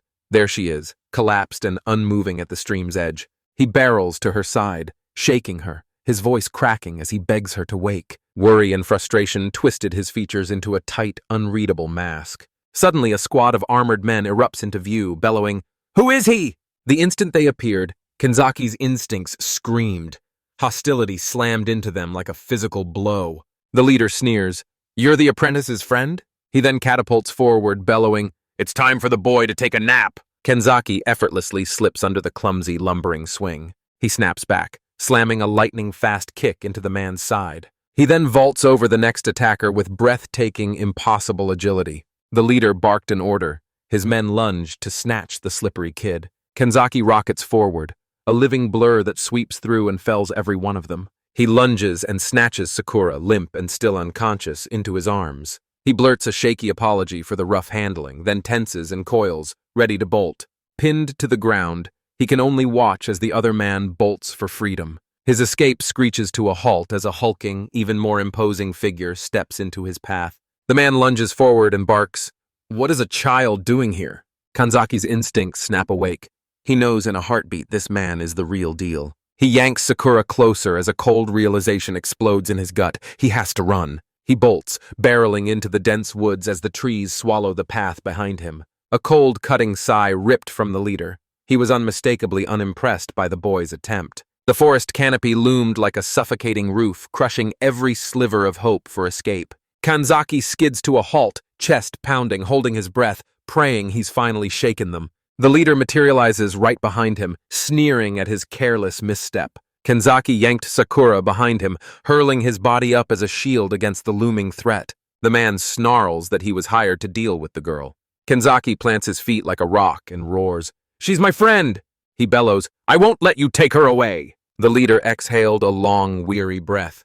The whole affair had grown tedious. He's had enough of the games. He snaps into motion and lunges forward. Kanzaki clenched every muscle, coiling himself as the unavoidable impact barreled toward him. He clamps his eyes shut, bracing for the fight to finally end. His fist rocketed out and slammed to a stop inches from its target. He jerks his gaze down, shock ripping through him as a hand clamps onto his wrist. Kanzaki's eyes snapped open, mirroring the stunned look frozen on his attacker's face. Scarred across her cheek, she snaps, "They're whipping up one hell of a scene." Another hunter bursts into view, screaming, "Kanzaki?" in disbelief. Kanzaki's eyes ignite with fierce relief the moment he recognizes his savior. It's his father, Lucy, looming there with jaw clenched and a stare as serious as ever. Brooks, clad in armor, froze stone still, stunned to his core. He snarls, "Why is Lucy here?" The legendary hero Lucy Granadas has stormed onto the scene. A boot slams down onto Kanzaki's head. The scarred warrior explodes, tearing into Brooks for daring to attack a child. Lucy's jaw tightens.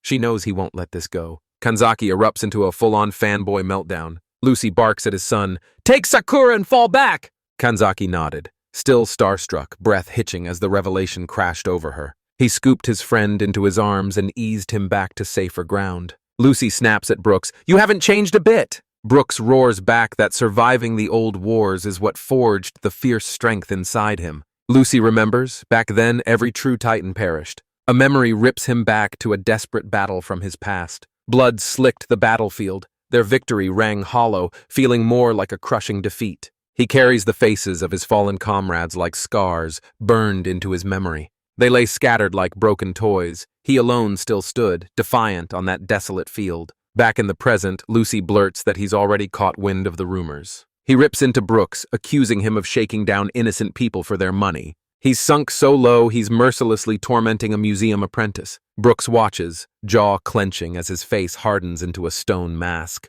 He snaps at Lucy, cutting her off. "Stay out of it. My time is over." He grinds his teeth and roars that his era has finally begun. He unleashed a thunderous roar and barreled forward.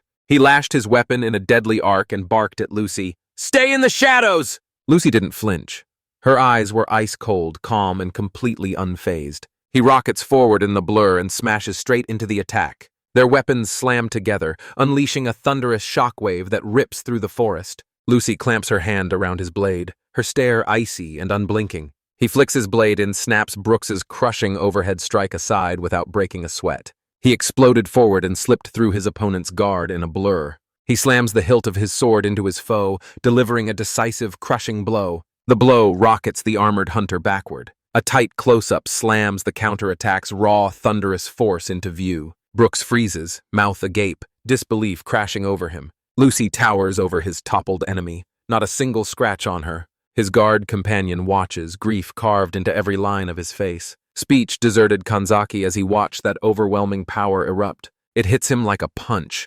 His father's strength wasn't an exaggeration, it was brutally real. Brook crashes to the ground, claws at the dirt and fights for breath, completely outmatched. He reels, he can't fathom how he was toppled so effortlessly. The scarred warrior spits a bitter laugh and lays bare the brutal truths of their world. Lucy turns away and snaps, "Don't be so pathetic in front of a child." He stalks off, the fight unmistakably finished. Kanzaki cries out to his master, his eyes alight with fierce admiration. Lucy beams, calling to his son, "Time to go home." Back at the village, the battle's roar fell silent. The villagers close in, hearts pounding, to finish off the last boar. The bald hunter tenses, coiling like a spring, ready to hurl the final bone-crushing blow. A villager screams, panic shredding his voice, "It's the last one!" She bellowed, "Stinky," an unfortunate yet unforgettable name. The man exhaled, relief ripping through him as the fight neared its end. He explodes into the fray, shoulder to shoulder with the others, for one last all-or-nothing push. Villagers hoisted the Evanium net high, breaths ragged and eyes blazing, poised to unleash the final charge. The last boar barrels head first into their trap. They erupt into triumphant cheers, roaring that their plan worked. A single, simple cheer erupts from them, sealing their victory. They thundered the news.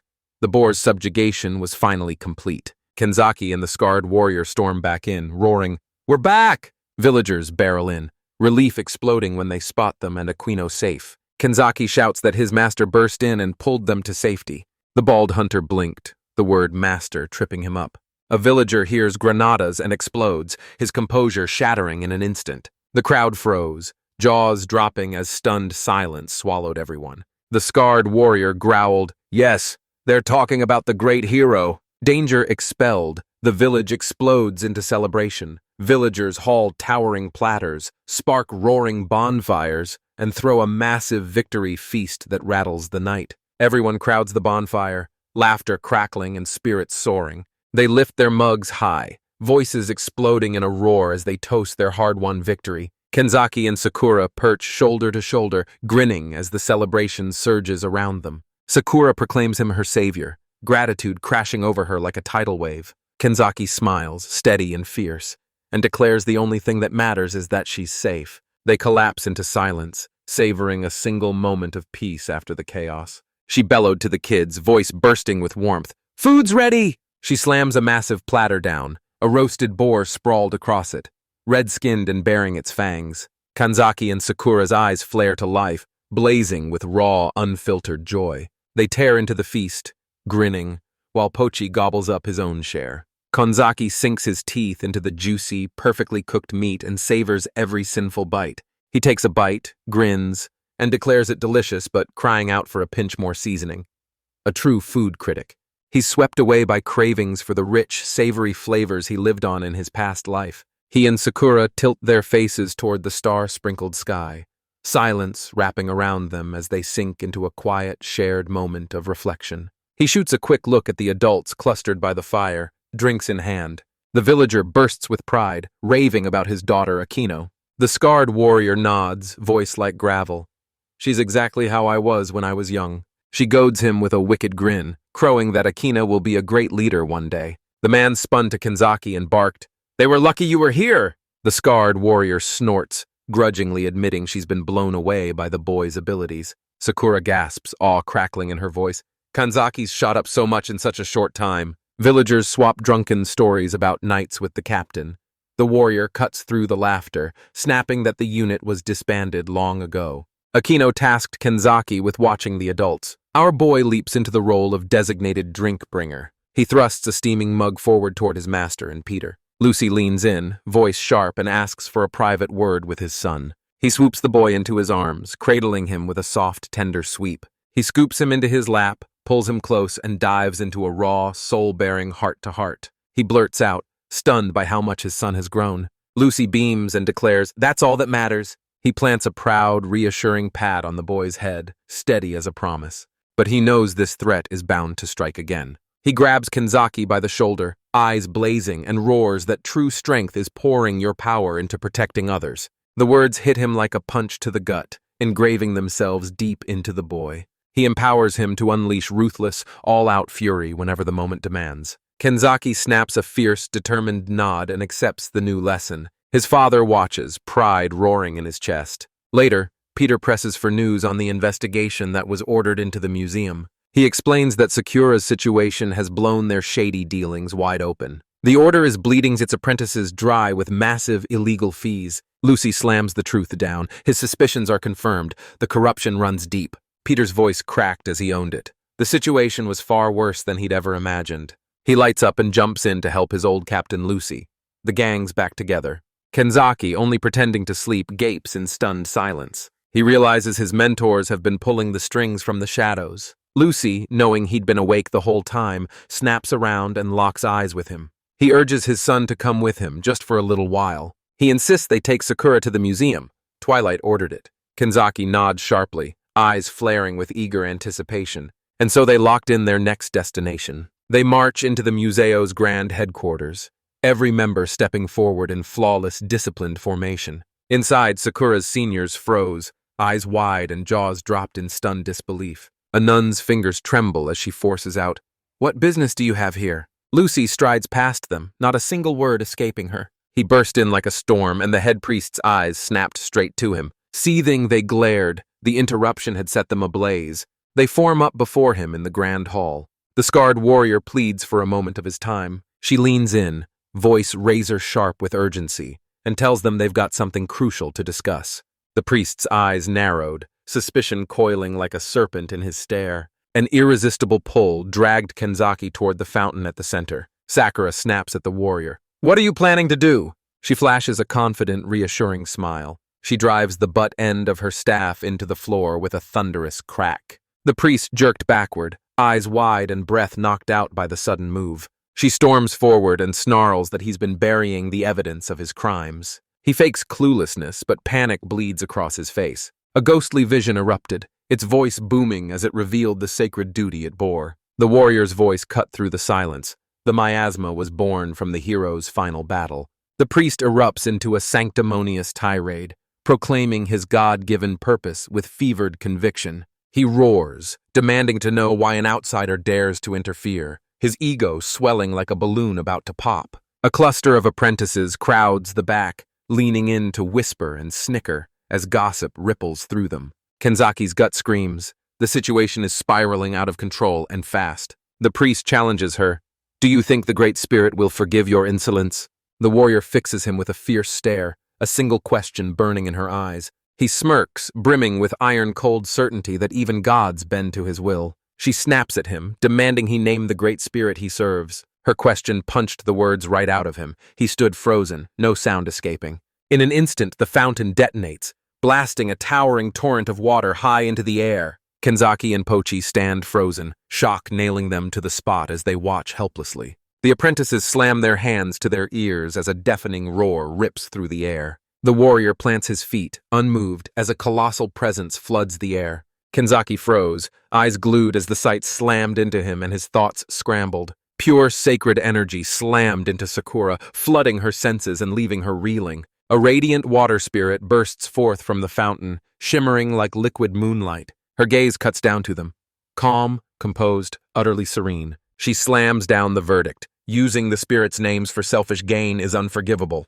A sudden rush of familiar nostalgia slams into her.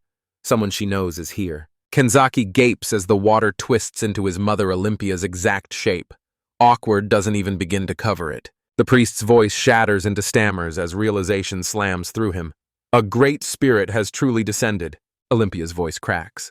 Nothing like this has happened since the Demon King's era. She stares down at the priest, disappointment an icy blade in her gaze. He crumples to his knees, voice cracking as he begs for forgiveness. Olympia stakes her faith on the world and its children. The scarred warrior rasped that Olympia had wanted nothing more than to see her son's face. She drops the bomb. Peter had been gnawed for some time by worry over the order's corruption. Olympia snaps her gaze back to the groveling priest, her stare slicing through his desperate pleas. Kanzaki and Sakura lock eyes as a blazing truth hits them. This could be the key to saving the apprentices. The Great Spirit's voice boomed, delivering a single, razor-sharp request. She implored the priest to show her beloved child special kindness. Kanzaki and Pochi froze as every divine eye snapped to them, thrusting them into the sudden center of the god's attention. The priest staggers, jaw drops, as the truth slams into him. Kanzaki is the Great Spirit's son. Kanzaki locked eyes with his mother, and in that hush, a sharp, wordless understanding snapped into place. Olympia's eyes blaze with pure, unadulterated love as she looks at her son. She then snaps her gaze toward Sakura. She can't help smiling. Sakura and her son seem to be totally clicking. Her voice snaps like a whip as she glares down at the priest. With fire in her eyes, she snarled at him. "Don't let a single wicked adult so much as lay a hand on my precious children."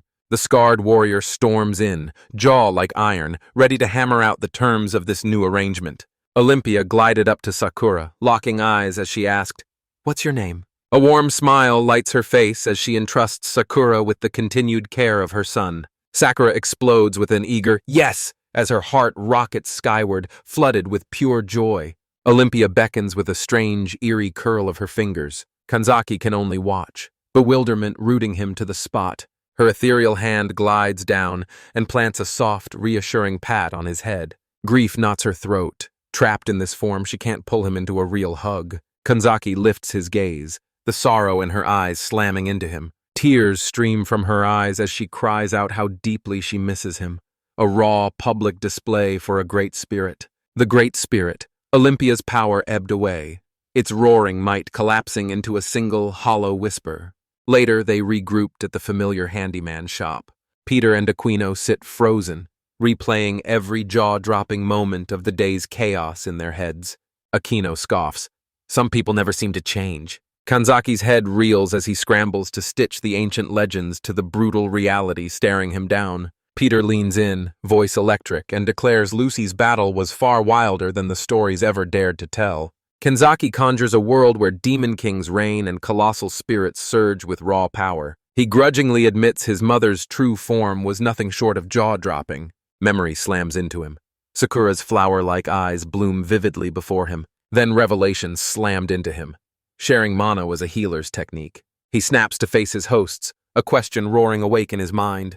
He snaps, "Does magic actually exist in this world?" Peter and Aquino froze, jaws dropping as the question hit them like a sucker punch. Peter's grin turns sly as he confirms, "It does. People just call it sorcery." He proclaims mana is raw energy, and magic is the art of shaping it to your will. It demands monstrous power and relentless training, so only a handful of users can ever wield it. Kanzaki leans in, voice razor-sharp, demanding the truth about the Evanium ore used in the city. Aquino reveals the rare spirit stone is Twilight's lifeblood, pumping prosperity through it. She thrusts a lantern into view, its light roaring from the glowing ore within. Kanzaki and Pochi froze as the gentle light wrapped around them, stealing their breath. She proclaims it empowers even those without magic to conjure real magical effects. Peter snarls that once Ivanium was unearthed, true sorcerers began to vanish. Kanzaki's mind snaps shut on the new information. A cold, precise plan takes shape. He snaps his head up, resolve blazing in his eyes, and asks, "Can I learn magic too?" Peter pinned Kanzaki with a hard stare, weighing the audacity of the request. He froze, uncertainty gnawing at him, unable to force out a single word to start. Kanzaki roars, he's ready, he just needs someone to teach him. Peter's breath catches as he confesses he does know one sorcerer who might be able to help. He spins the legend of a seer from Lucy's old unit. Rilke, a sorcerer of terrifying power, tore open fate's curtain and declared the Demon King would return. Kanzaki's imagination detonates, conjuring towering ancient elves crackling with raw power. He leans in, eyes blazing, and begs, "Can we meet this legendary figure?" He's about to celebrate when the whole room suddenly shudders, snuffing out his excitement. Peter's voice stayed dead calm as he ordered them to clutch their teacups. A glowing magical circle snaps into existence on their table. Even Pochi's fur bristles at the colossal power, and he unleashes a low, guttural growl. Peter leans in, voice fierce, and reveals the table was a gift from Rilke herself. Kanzaki's breath stops. This is no mere piece of furniture. A figure bursts from the light and slams face first onto the table. What a graceful entrance. Akino's terrified scream rips through the air. Kanzaki and Pochi explode into action, horror mirrored in their eyes at the sudden arrival. The mysterious guest lies frozen like a statue, an eerily unforgettable first impression. Out of nowhere, one eye snaps wide open. She pops up, grin blazing, mirroring and amplifying their dramatic reactions. Kanzaki freezes, jaw slack, as Peter lunges forward, desperate to calm his terrified daughter. Peter coolly greets the sorcerer Rilke like an old friend, calm and disarmingly steady. She snaps into a show-stopping pose, grinning as every eye locks on her. She admits she only wanted to blow their special guest away. Ever-curious Kanzaki, still a child, lunges forward, fingertips stretching to graze her. She freezes. Her jaw drops as his lightning-fast move blindsides her. She spits, "You're not touching me! You're clutching my master's magic!" She whirls to Kanzaki and snaps, "Are you my prospective student?" She feels his immense potential roaring beneath the surface, and his noble goal burning like a beacon. She jabbed a finger at him and declared his current dilemma utterly fascinating. She leaned in, eyes blazing, and asked him if he'd like to try some of this magic for himself. She spun with a dazzling flourish and ripped an object free from the glowing circle. Kanzaki's eyes shot wide as that familiar bottle of soy sauce popped into view. Rilke declares she can summon items from other worlds, and Kanzaki practically explodes with giddy delight. She proclaims he's a born prodigy at this kind of magic. She snarls, eyes hard. His current dreams are impossible to achieve as he is now. She offers to teach him, beckoning him to her tower whenever he's ready. A vision rips open before him, a towering academy, every spire humming with ancient knowledge. She flashes a confident grin and declares to the boys, "I'll be waiting."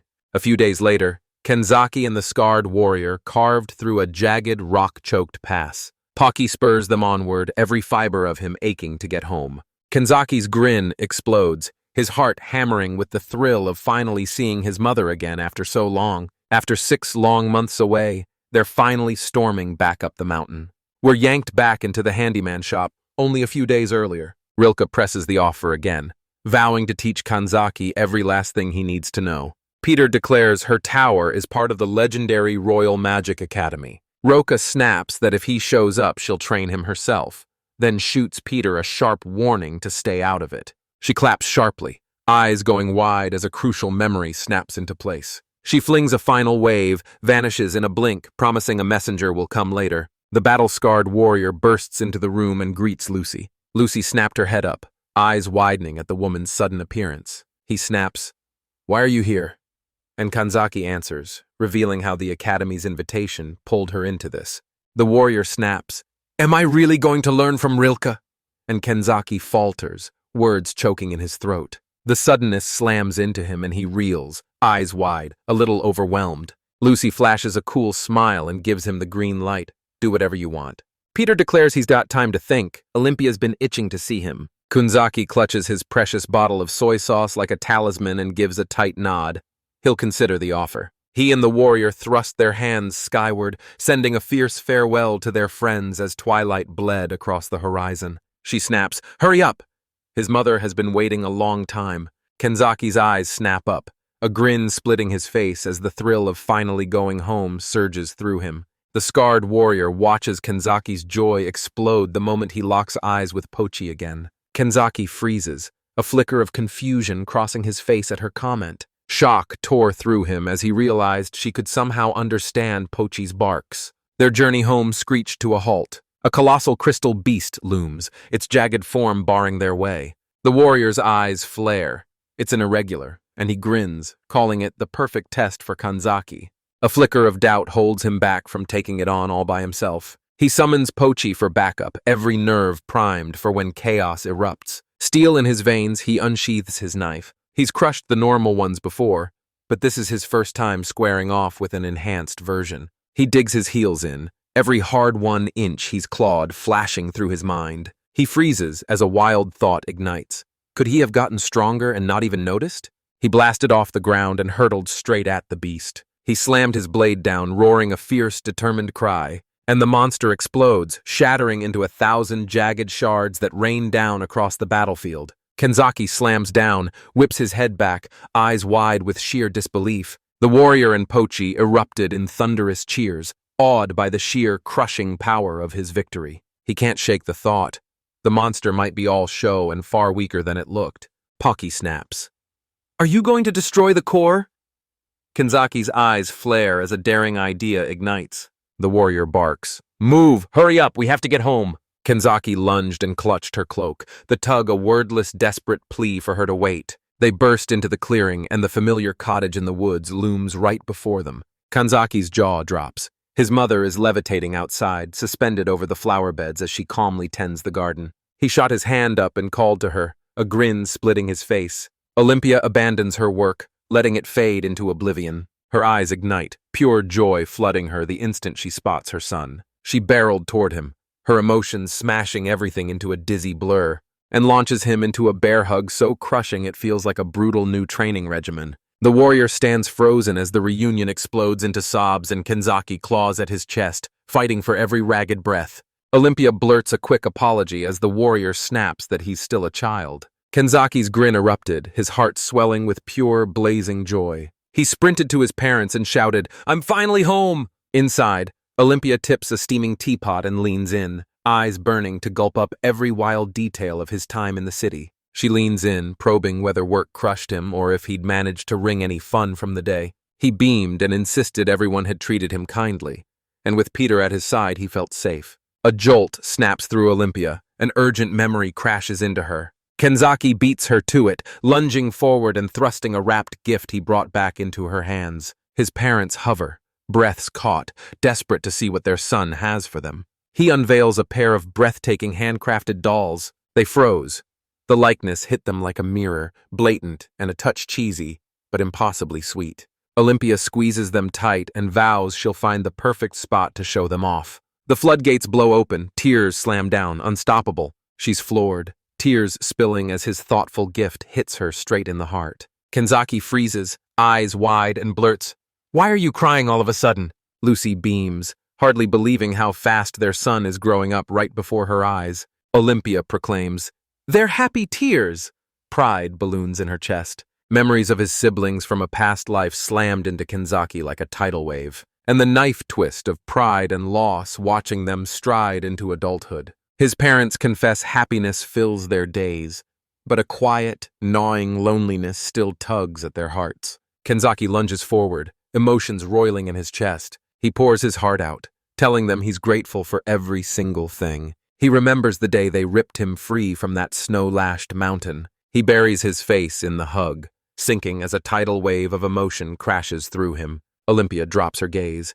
His words strike her chest and her heart melts into a trembling puddle. Lucy reaches up and pats his head with a soft, steady hand, her touch saying, "I've got you." He locks eyes with Kenzaki and snaps, "We're the ones who are truly grateful." They all tumble into a warm embrace and Pochi barrels in, insisting on his share of the love. Kenzaki locks eyes with his furry companion and thanks it, gratitude burning in his voice. Tempers cooled and hearts steady. They snap to attention. Storytime begins. Kenzaki's eyes flared like fireworks. He was practically bursting to tell them everything. The family piles in for a feast, laughter and stories exploding as the night slips back into the warm chaos of the old days. The next day, Kenzaki sprints to the lake. He's itching to unleash an experiment. His mind rockets back to the monster core he rescued from his last brutal fight. He plunges the crystal into the pure, spirit-blessed water.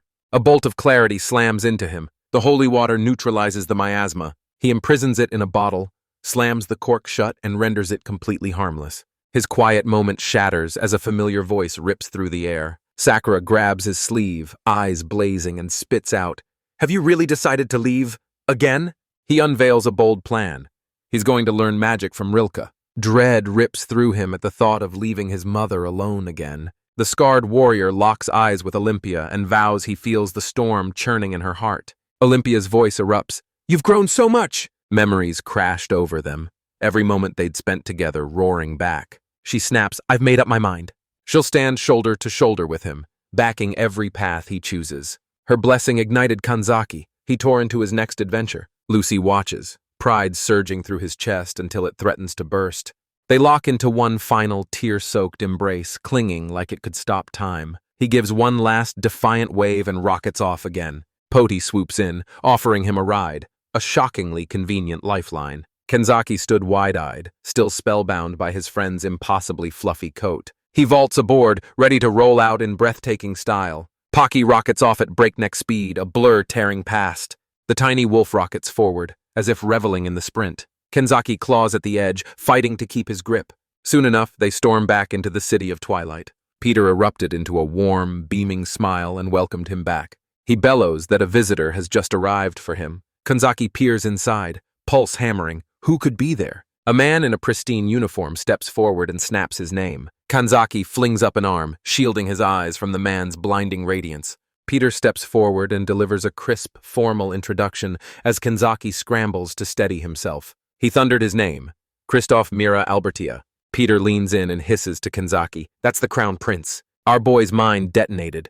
He couldn't process what he'd just witnessed. He and Pochi froze, eyes wide as the truth slammed into them. They were standing face to face with actual royalty. Their breath catches as the full, crushing weight of the situation slams into them. Kanzaki swallows hard and forces out a cautious question. "What could a prince possibly want with me?" He flounders, a mere child dwarfed by legends. Christoph flashes a sly grin, tells him to relax, and slides a letter forward. Kanzaki's eyes lock on the sealed, official-looking envelope. A crisp, official invitation to the Royal Academy drops on your desk, Rilke's recommendation blazing across its seal. Peter's jaw dropped when the prince strode in himself. Christoph announced he'd studied under Rilke, too. He drops the bomb. Rilke commands the Academy's magic department. Kanzaki's blood ran cold. The face-planting sorcerer was way more dangerous and powerful than he'd ever guessed. The prince bows his head and admits he came to see a commoner. He can only reach one electrifying truth. This world is teeming with awe-inspiring adults. Christoph confesses that Rilke hasn't stopped gushing about Kanzaki. He rattles off the boy's jaw-dropping resume, a globe-trotting traveler raised by a great spirit, who even blew the Musayan Order's corruption wide open. He proclaims the Academy is a crucible that forges the best and brightest. They roared that Kanzaki's talent had to be forged there, right this instant. The prince drops to one knee and delivers a formal plea that lights Kanzaki's cheeks on fire and tangles their words.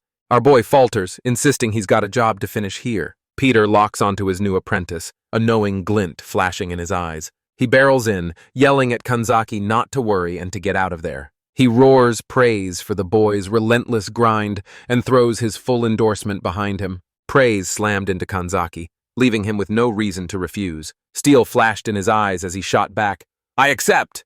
and seized the prince's offer. Decision sealed, Peter bellowed, summoning his daughter Aquino. She throws out the idea of a farewell dinner. He's about to leave Sakura behind.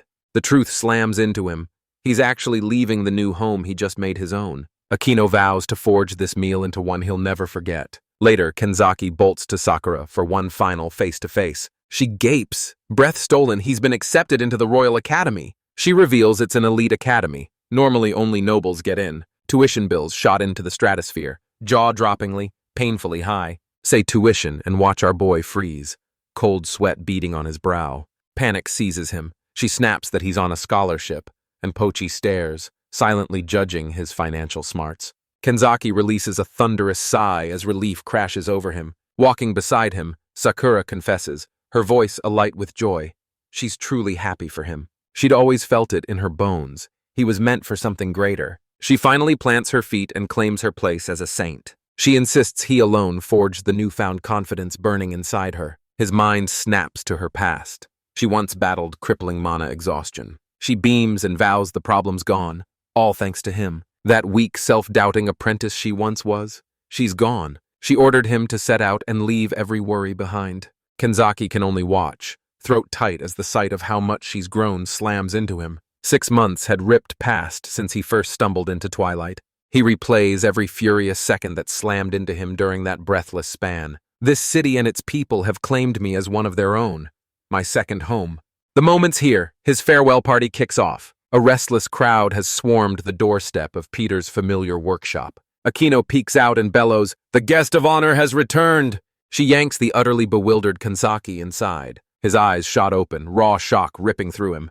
The entire town poured into the streets, roaring to congratulate him on his achievement. Their kindness crashes into him like a tidal wave, leaving him gasping and utterly stunned. Peter roared, "We're all here to celebrate Kanzaki's new journey!" People he knew from every corner of Twilight swarmed in to wish him well. They erupt into thunderous cheers, shouting for him to give his all at the academy. Kanzaki's grin lit the room as he vowed to everyone he'd throw himself into the work and never stop until he succeeded. Peter hoists his glass high and the celebration erupts, officially underway. He threads through his friends, grinning as the room's cozy buzz wraps around him. His peaceful meal explodes into chaos as he screams for help. He bolts down the street with the prince and two relentless women hot on his heels. They've pinned the prince in a corner, tears trembling in his eyes and threatening to spill. The women bristle and declare they're only merchants. This isn't a job. Kanzaki bursts in, desperately trying to convince everyone this man is the kingdom's prince. He spins on Kristoff, scolding him for acting anything but princely. They shot back that they weren't working. They were just trying to be friendly. The prince bowed his head, voice cracking as he poured out a raw, heartfelt apology. The misunderstanding shatters, and they rush forward to accept his apology. Peer pressure barrels into him as they dare him to knock back just one drink. They grin and promise Kanzaki a place among them once he's older. A reassuring hand pats his head, and he swears he'll give it everything he's got. He plants himself in the center, the town's support crashing over him like a tidal wave. The party roars on, burning bright long into the evening. The next morning, dawn crept in and the city held its breath. Kristoff reels, his skull pounding, a classic post-party hangover. Kanzaki presses a cool glass of water into his hands, kindness shining in his eyes. Akina watches, heart hammering, and chokes out that she can't tell who the guardian is anymore. The prince downs the water in one fierce gulp, worry coiling in his chest at the long road ahead.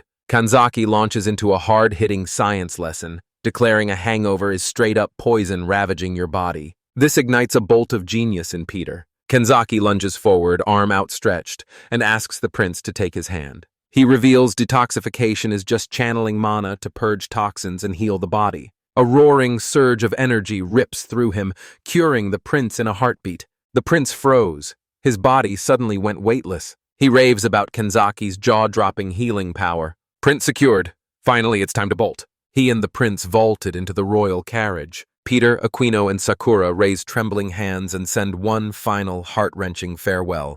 Every soul in town has poured into the streets to send him off. He swears to them all he'll come back one day. The carriage barrels through the city streets. He turns his back on his second home and dives headfirst into a brand new chapter. Inside, he braces himself, sinking into place as the long journey stretches before him.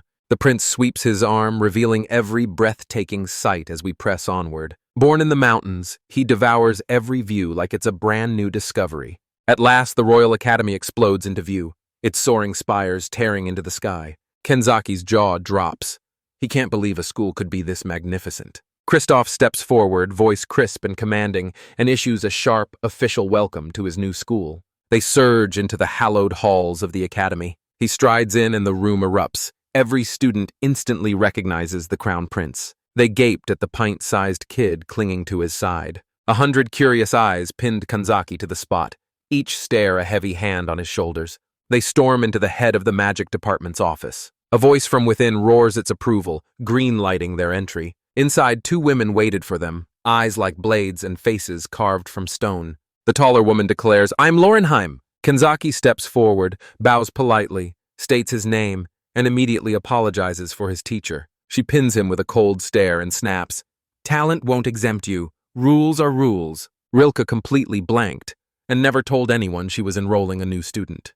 They erupted into an argument, their voices climbing until they were shouting. Kanzaki is pinned in the crossfire, heart pounding as he realizes the whole thing has spiraled into a massive, chaotic mess. Lorenheim slams his fist down. If he wants to enroll, he must do it properly. Now he must conquer the brutal entrance exam. Rilke scoffed, smirk flashing, and bragged the test would be child's play. Panic rips through Kanzaki as he realizes he hasn't studied a single thing. Lorenheim declares the first step. Scrutinize his talent with razor-sharp focus. She says talent is a gift, but you have to hammer it into steel with relentless training. Rilke's jaw tightens as she listens, a flash of annoyance cutting across her face. Frozen, the prince watches helplessly as his worry swells into a raging storm. Kanzaki gets a chilling warning. The Academy's appraisal eye will judge him. It finally hits him. The situation's full weight crashes down like a boulder on his chest. The two teachers are still duking it out, each swearing they spotted him first. Lorenheim snaps at him to follow, then strides off, leaving Pochi in the dust. He obeys on the spot, and his companion hangs back, waiting with rock-steady patience. She launches into a relentless pat-down, fingers scouring every seam and pocket to unmask any cheating. He takes the cheek squeezing without flinching, face a stone mask and posture steady. A seasoned pro. She scans everything, finds nothing unusual, and Kanzaki beams like sunlight. First check cleared. They rocket into the next stage. Lorenheim boomed, "We're entering the examination room!" The heavy doors crash open, a thunderous slam that marks the point of no return. Inside, a robed figure loomed, announced as the official appraiser. Kanzaki was marched into the room, his future hanging by a thread. The man rips off his blindfold, his eyes blazing with a sight that slices through every lie. He vows his eyes will mirror the boy's raw, innate talent. The shot punches in.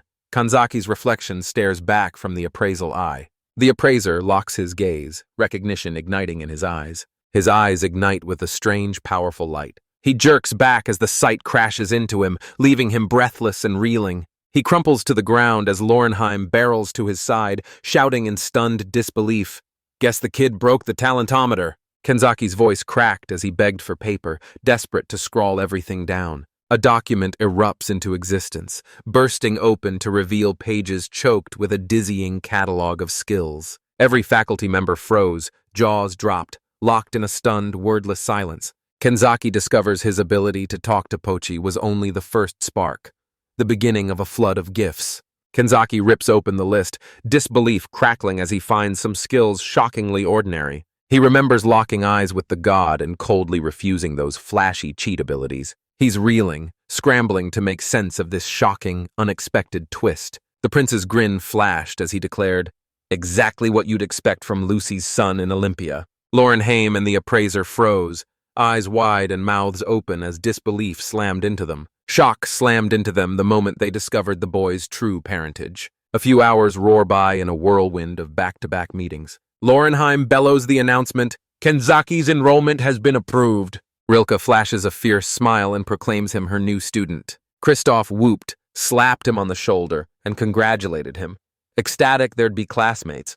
Kanzaki's jaw drops the moment she discovers the prince is just 17. Kristoff shot him a grin and offered to whisk him on a whirlwind tour of the academy. He rips open the school's blueprint, guiding us from broad general studies straight into razor-focused specialized courses. A punch of truth slams into Kanzaki. He's locked into the general course. He blurts out which course the prince takes, and discovers it's the exact same one.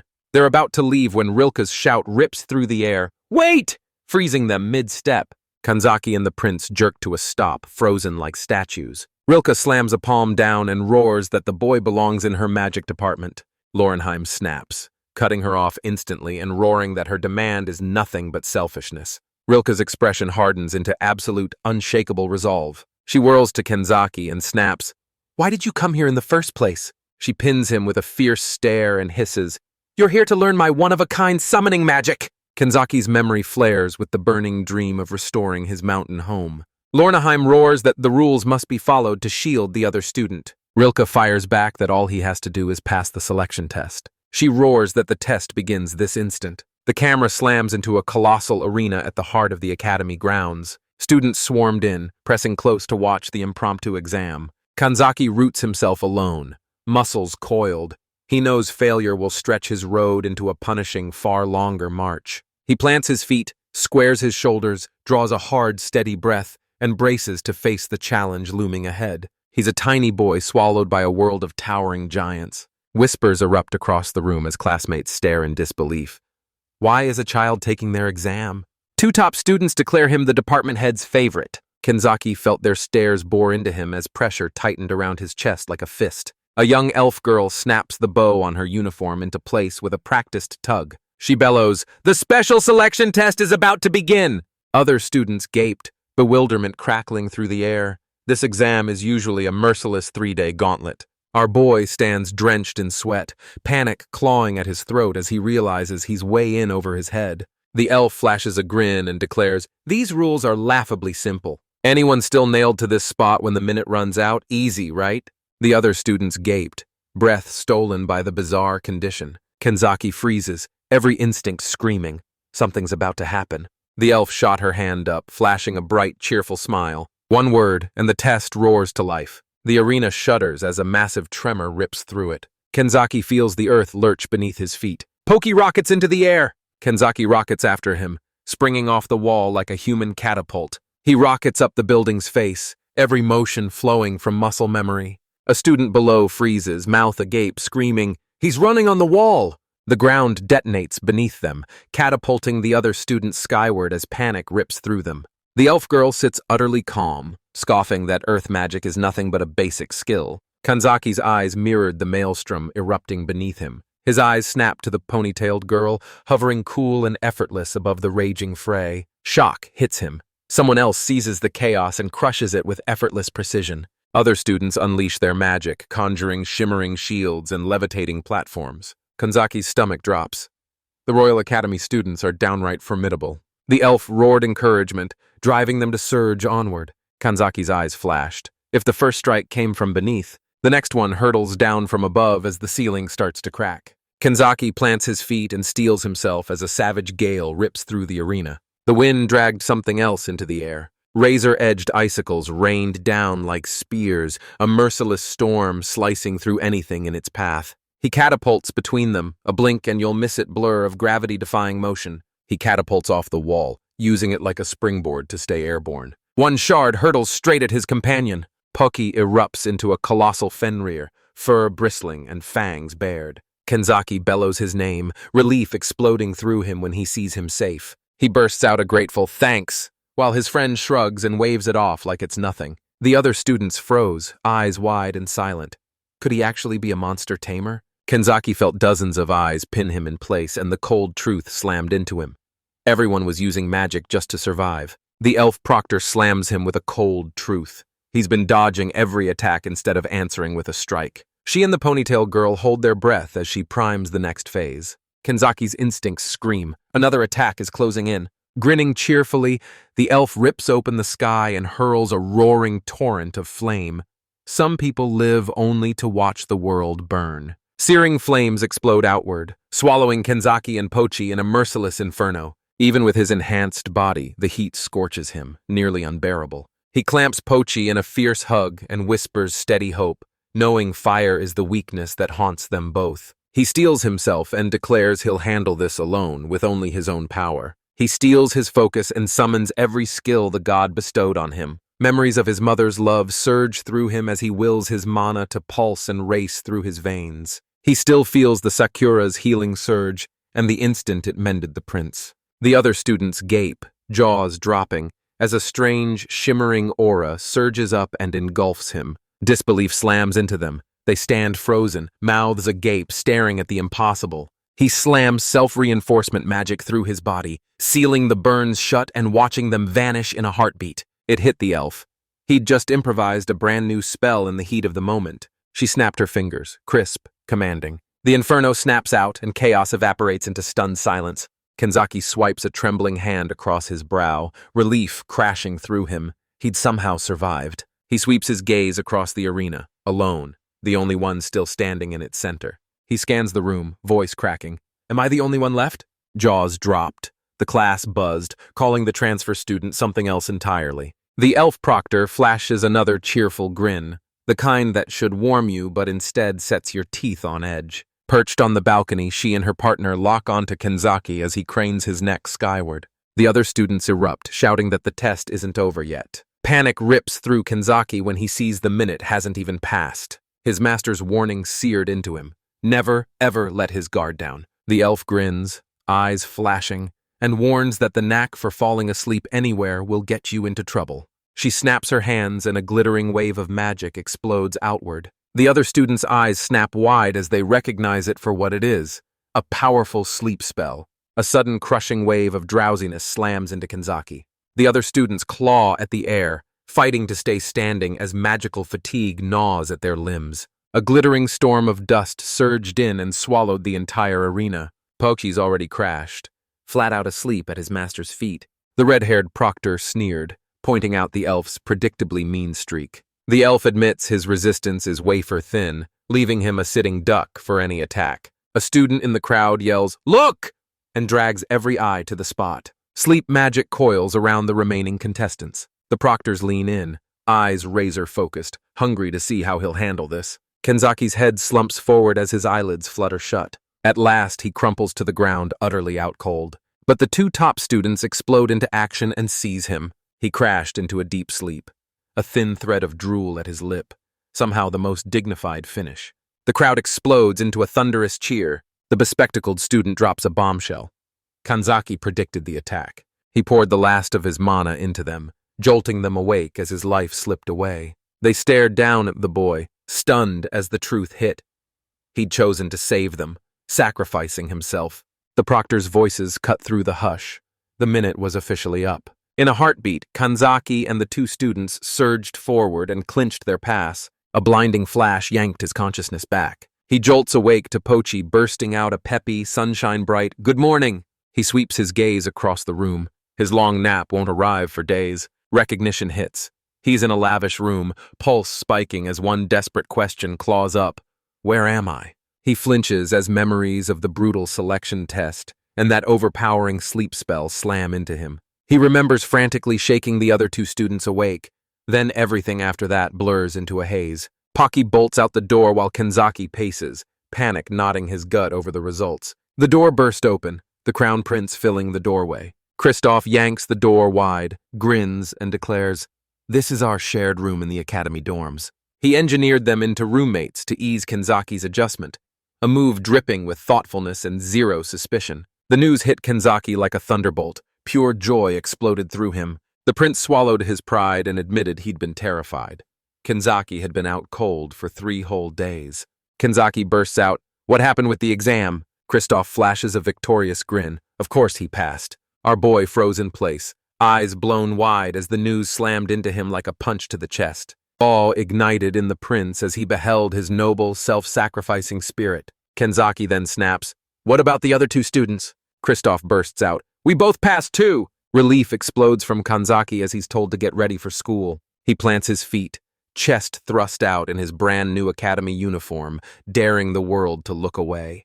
Kristoff flashes a crooked grin and declares the look suits him perfectly. Kanzaki beams like fireworks. She's finally a first-year student. The prince smirks and declares he's already cleared every enrollment procedure. He volunteers to show Kanzaki around before classes begin. The two of them stride through the academy's breathtaking courtyard, sunlight slicing across marble paths and petals twirling at their feet. Kanzaki Marvel gapes, breathless, inside the massive library. They charge down the long, sunlit hallway, sunlight slicing past them. Kristoff unveils the first-year general studies classroom to him. Awe pins Kanzaki as the truth slams home.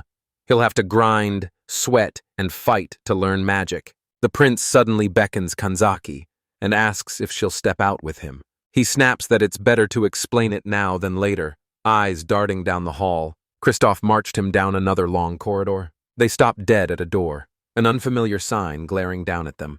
Inside, the other students erupted into excited chatter, the room buzzing with electric energy. The red-haired proctor from the exam storms in and proclaims him to the class. Kanzaki steps forward to introduce himself, but his nerves seize his voice and the words choke off. He clamps a hand over his mouth, his face flushing with mortified heat after the slip. The teacher leans in like a lifeline, promising someone will be there to help him find his footing. Kanzaki's gaze rockets upward as a single question claws at him.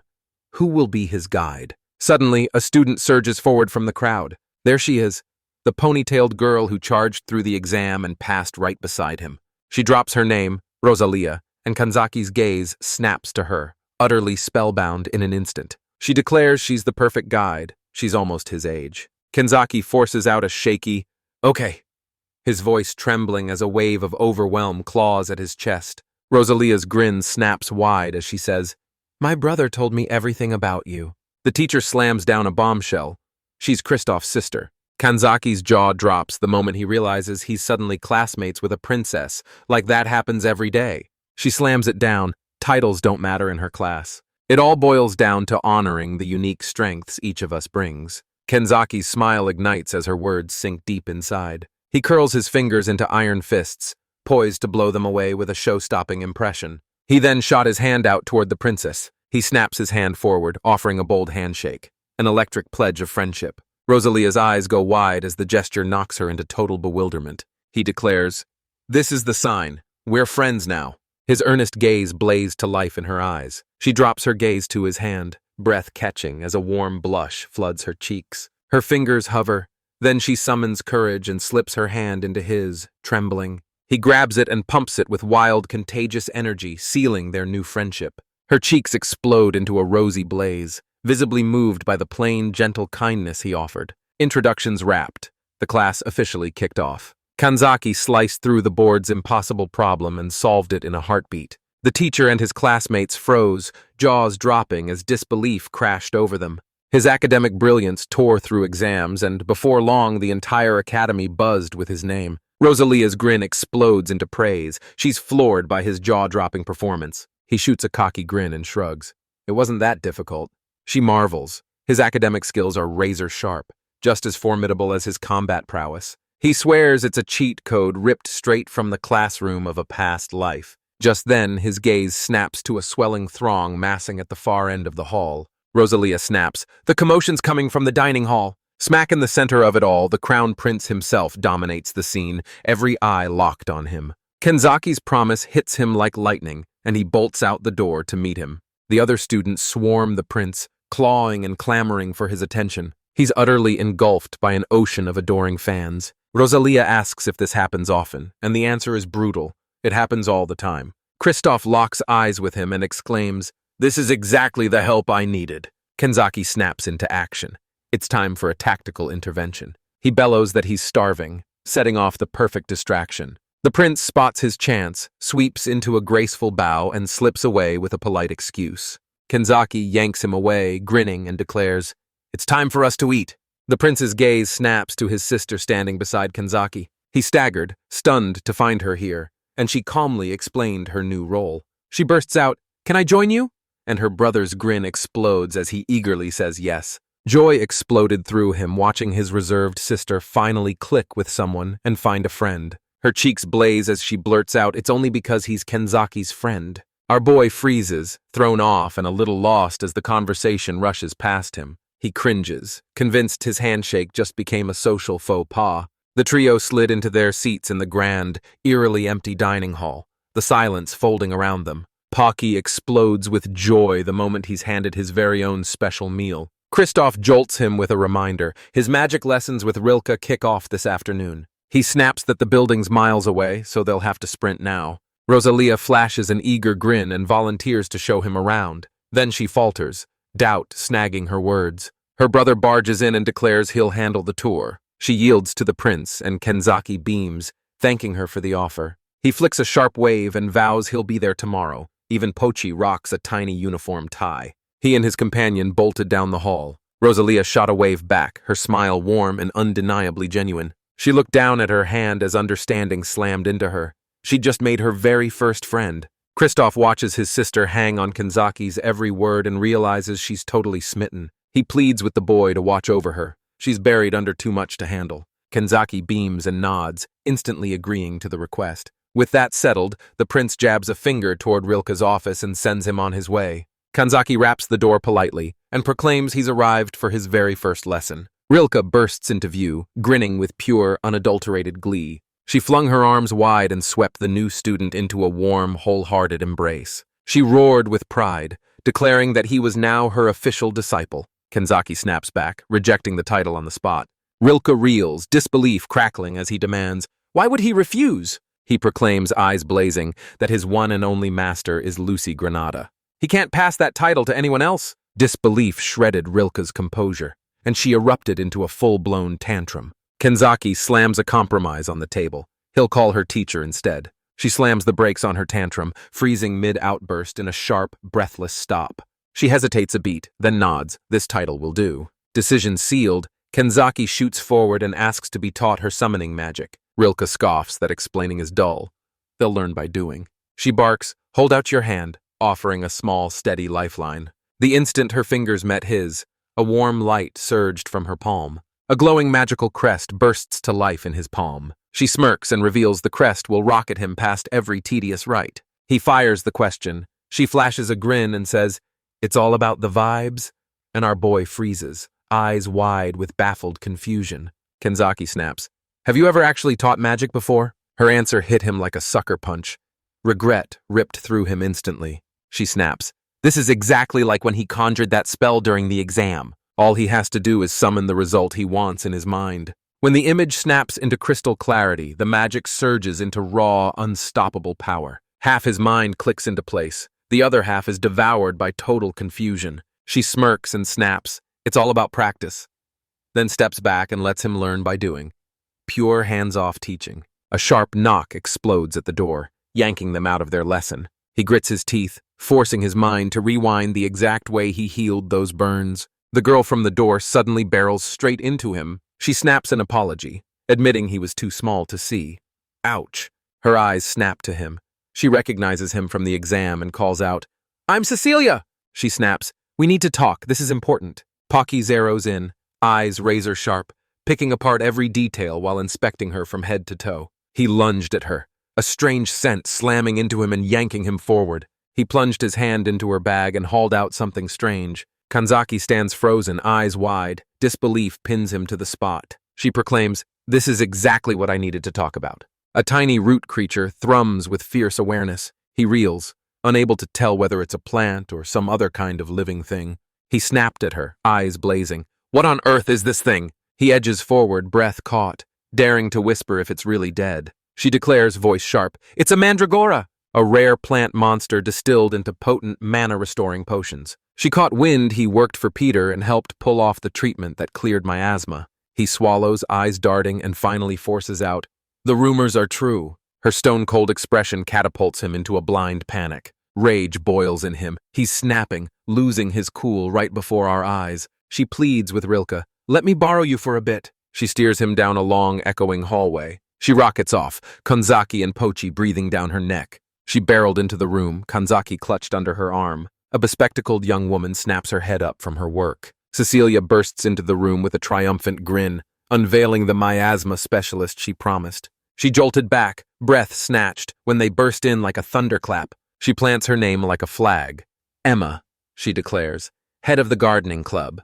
Kanzaki bows politely, a puzzled flicker in his eyes as he offers his greeting. Emma instantly implores him to join their club. Our boy froze, brain short-circuiting the moment that sudden request landed. He snaps, demanding, "Why are you here? What is a gardening club even doing here?" Cecilia snaps that this is serious research, an elite lab, not a hobbyist flower patch. Kanzaki leans in, demanding what help they need, and Emma replies, "It's to cultivate mandragoras." He looms over the root creature and snaps at her. "Is this the thing you mean?" Emma beams boasted she raised it herself and squealed that it's absolutely adorable. Kanzaki still can't see the cute side. He's totally blind to the adorableness. He sizes up the sentient root, skepticism carved across his face. He fights to agree, doubt etched across his face. He finally caves, admitting, yes, it's ridiculously cute. An obvious lie he had to tell. Emma insists, voice urgent. If they can cultivate those rare plants, they could help many people. Harvesting them? That's a death trap. Their screams can kill you. She warns the miasma has been leeching their strength, sapping them day by day. Cecilia slams her explanation down. This is exactly why they need Kanzaki's expertise. He remembers. The slightest touch of miasma twists a plant into a snarling monster. It slams into him. Her mission is to crack a safe method to cultivate them. Poki's gaze snapped into focus.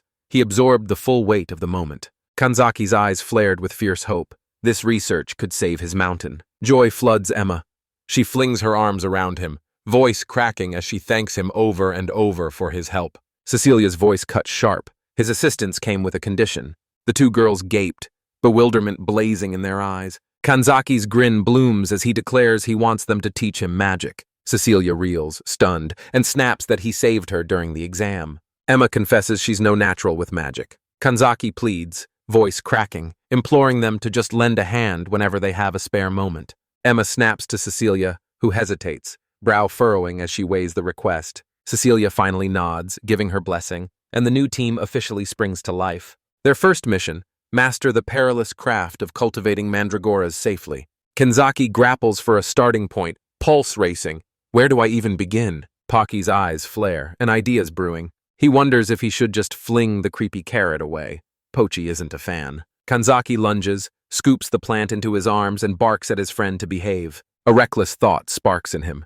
Can his healing touch actually revive a plant monster? He funnels his mana, unleashing a warm glow that wraps the tiny creature in light. He peers down, heart hammering, desperate to know if his experiment succeeded. The mandragora locks eyes and shoots him a single icy glare of absolute contempt. It burrows into his arms, begging for more. Kanzaki reels, jaw-dropping, as the plant suddenly writhes and moves on its own. Then it shimmies, throwing a tiny, triumphant twist, before erupting into a wild, full-on happy dance. Emma and Cecilia erupt into ecstatic cheers. Kenzaki and Pochi stand rooted, forced to watch as chaos rips everything apart. Emma sweeps the plant into her arms, joy erupting through her. Joy detonates inside her and she crashes to the floor, utterly unconscious. Moments later, the mandragora is securely locked in a cage, its furious thrashing finally contained. Kenzaki watched from the sidelines, unease knotting in his gut. The girls trade nervous glances. Emma's devotion is so fierce it might smother the plant. They decide to lock it in a reinforced cage and monitor it around the clock to keep everyone safe. Emma bursts into grateful thanks, her face lighting up at the plant's sudden rush of life. She thrusts a heartfelt, sparkling thank you at him. Kanzaki beams, satisfaction surging through him. He'd pulled it off and helped. And just like that, his new life in the gardening club ignited. Emma presses herself into the bushes, eyes locked on the scene, every nerve electric with focus. Cecilia drills Kenzaki in the scorching basics of fire magic. She snaps into perfect form and explodes into a dramatic spin. Kenzaki and Pochi throw everything they've got at it, and it erupts into a giddy, two-person happy dance. Cecilia lunges forward, trying to explain that it's not a twirl, it's a full-on kaboom. Kenzaki, running on fumes, blurts out a plea for a snack break. From her hiding spot, Emma's shoulders slump as hope deserts her. She snapped her focus back to their test subject and thrust a scoop of fertilizer toward it. The mandragora lunges, sinking its teeth savagely into the dropper. Emma beams, drinking in its feisty, scrappy spirit. Kenzaki barrels over, shouting, "Is their little root monster throwing another tantrum?" He plants his palm on the cage and channels a steady wave of calm that seeps through the bars. The mandragora instantly plops down, smug as a cat, while Cecilia smirks and says this has become a regular thing.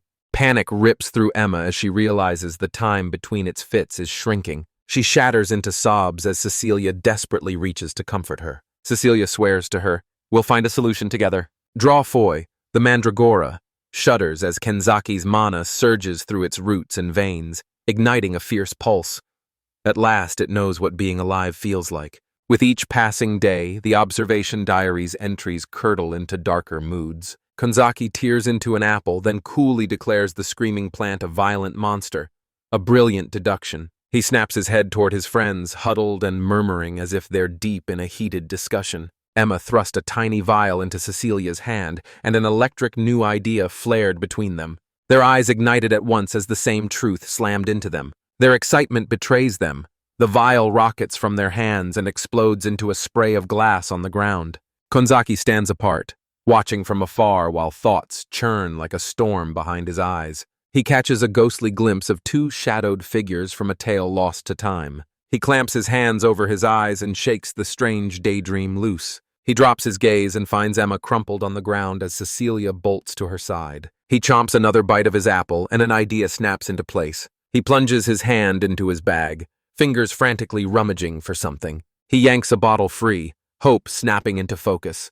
This might be the answer to all their problems. He snatched the monster core and safely sealed it, neutralized and locked inside a corked vial of holy water. He locks eyes with the furious mandragora and a thunderous revelation slams into him. He spins to his friends and shouts, "I might have a solution." Emma and Cecilia staggered back, eyes wide and gasping. Has he actually found a way?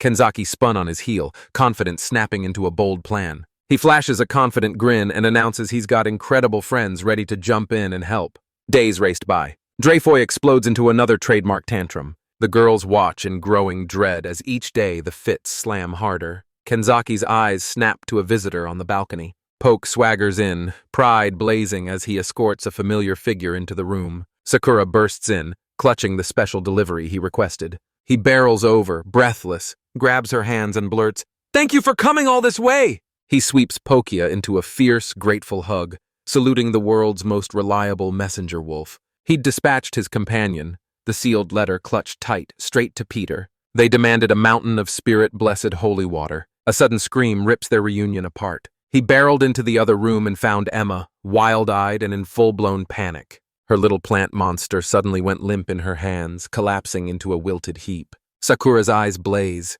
She recognizes the creature as Kanzaki lays bare the grotesque, one-of-a-kind condition warping it. He lunged forward and barked, "Hand over the holy water you brought!" He prepares to unleash it on the unconscious Mandreora. Sakura's face drained of color as she flung a desperate warning at him. Holy water could kill it. The other girls erupted in agreement, pleading with him to reconsider. Kenzaki snaps, eyes blazing. This plant isn't like the others. His mind snaps to Emma's claim. It's an ancient specimen from the Demon King's era. His eyes blaze with determination as he declares, "This will render it completely harmless." Emma watches, a spark of hope igniting in her eyes. She yells his name as he strides toward the lab table. She snaps that plants are her territory. Hands off, he leaves them to her. Clutching the plant, she swore she alone would save it. Kenzaki and Sakura locked eyes, nodded, and handed the decision to her, trusting her expertise. Emma snatched up the Mandreora and strode to the lab table. The team storms into the Academy's greenhouse and dives headfirst into intense, hands-on work. Drawfoy sinks into a holy water bath, eyes closing as calm floods through him. Emma whoops, heart soaring, as she watches the plant burst into lush, thriving life. Panic clawed at her chest so hard she almost forgot she was even looking at a plant. Kenzaki locked onto the leftover water, pulse racing. Could they use it to cultivate others? Sakura steels herself.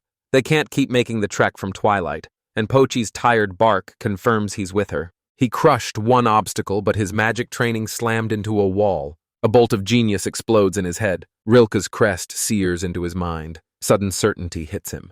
He can summon the water himself. If he conquers this, every obstacle could crumble. He conjures pure water, yanking it straight from his mountain home. Now he just has to grind. Relentless, sweat-soaked practice. Kristoff storms in, eyes blazing, and fires off. "How's the project coming along?" Kenzaki proclaims Sakura's help has been a lifeline. Recognition slammed into the prince. She's the woman from the incident at the museum order. Kanzaki declared Pochi had been their rock-solid delivery wolf.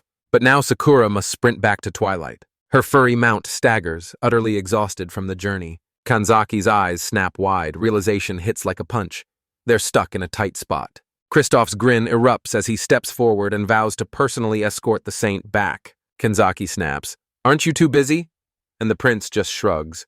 It's on his way.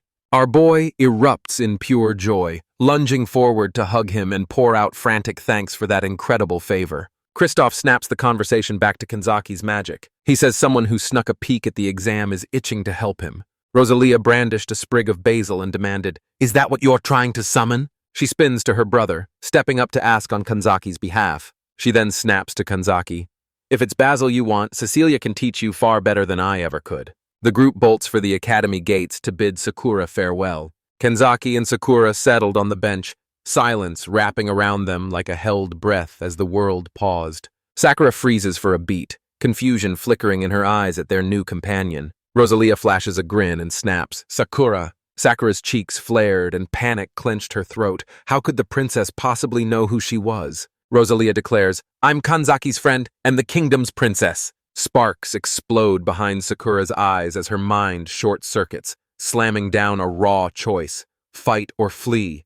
A razor-edged decision. She's pinned to the spot, throat knotting as only ragged stammers escape. Kristoff bursts in, booming a cheerful "Hey!" as he greets his sister and her new friends. He snaps, "What's going on?" And Rosalia replies that she was greeting Kenzaki's friend. The prince grins, gratitude blazing in his eyes, and thanks Kanzaki for keeping his sister safe. Kenzaki roars with pride, declaring, "We're all friends now." Kristoff straightened, locked eyes with Sakura, and delivered a crisp, formal greeting that left her breathless and even more starstruck. He vows to personally escort her back to Twilight. Sakura freezes, eyes wide and rooted as the offer knocks the breath out of her. She stammers, words tripping over themselves as she blurts that this rare opportunity is one she simply can't refuse. Kenzaki and Rosalia stare, breathless, as she thanks him for everything. He grinned, vowing he'd visit her again very soon. Tears sparkled on her cheeks as she smiled through them and agreed, her voice bursting with joy. They fling wild waves as the royal carriage pulls away, their friend riding home inside. Sakura gone, Rosalia's focus snaps back to Kanzaki, sharp and relentless. She leans in and fires, "What are your plans for the rest of the day?" Cheeks flaming, she leans in and whispers a shy invitation, "Let's study in your room." Kenzaki claims he's sprinting off to Basel for magic lessons. Close enough. He tosses out an invite. "Wanna come?" And Rosalia freezes, caught between yes and no. He shot her a quick wave and called, "I'll see you tomorrow." Rosalia's stuck behind, cheeks puffed into a stubborn, disappointed pout. Kanzaki strides down another endless corridor of the academy. He and Pochi skid to a stop at the door. He straightens, offers a courteous nod, and calls out a clear, polite announcement of his arrival.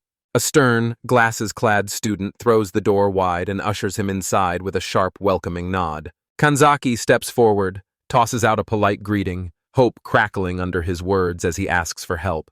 The student gapes, stunned that a child could be this impeccably polite. He blurts that Kristoff and Cecilia told him Kenzaki was struggling. He shepherds the boy down the hall, awe flashing across his face. He'd passed the exam on his very first try. Kenzaki names, with burning certainty, the exact branch of magic he wants to learn. This summoning spell lets him pull whatever he craves straight into his hands. The student hasn't heard of it, but knows a magic that rips open a doorway between two spaces. Kenzaki confesses Rilke once tried to show him, but the whole thing fell apart. He blurts, "Is it seriously that hard?" And the student just waves him off, cool as ever, saying, "Don't worry." He flicks his glasses up, eyes narrowing into razor-sharp focus. He slams his fist on the table and vows they'll solve this by the end of the day. The wall clock pounded out menacing ticks as the deadline slammed into place. Kanzaki's mind races. Could there be no established formula for a spell like this? He snaps into a bizarre pose and Pochi gapes, utterly bewildered. The student freezes, eyes wide, stunned by the sudden dance. Kanzaki declares, fire in his eyes, this is the magic training Cecilia taught him. The student sighs, voice raw, explaining Cecilia learns by feeling, a way his mind can't fathom. He snapped, ordering Kenzaki to burn the image of what he wanted to summon into his mind. He shot the question at Kenzaki. Had he decided what that object would be? Kenzaki bellows he'll summon the water from his homeland.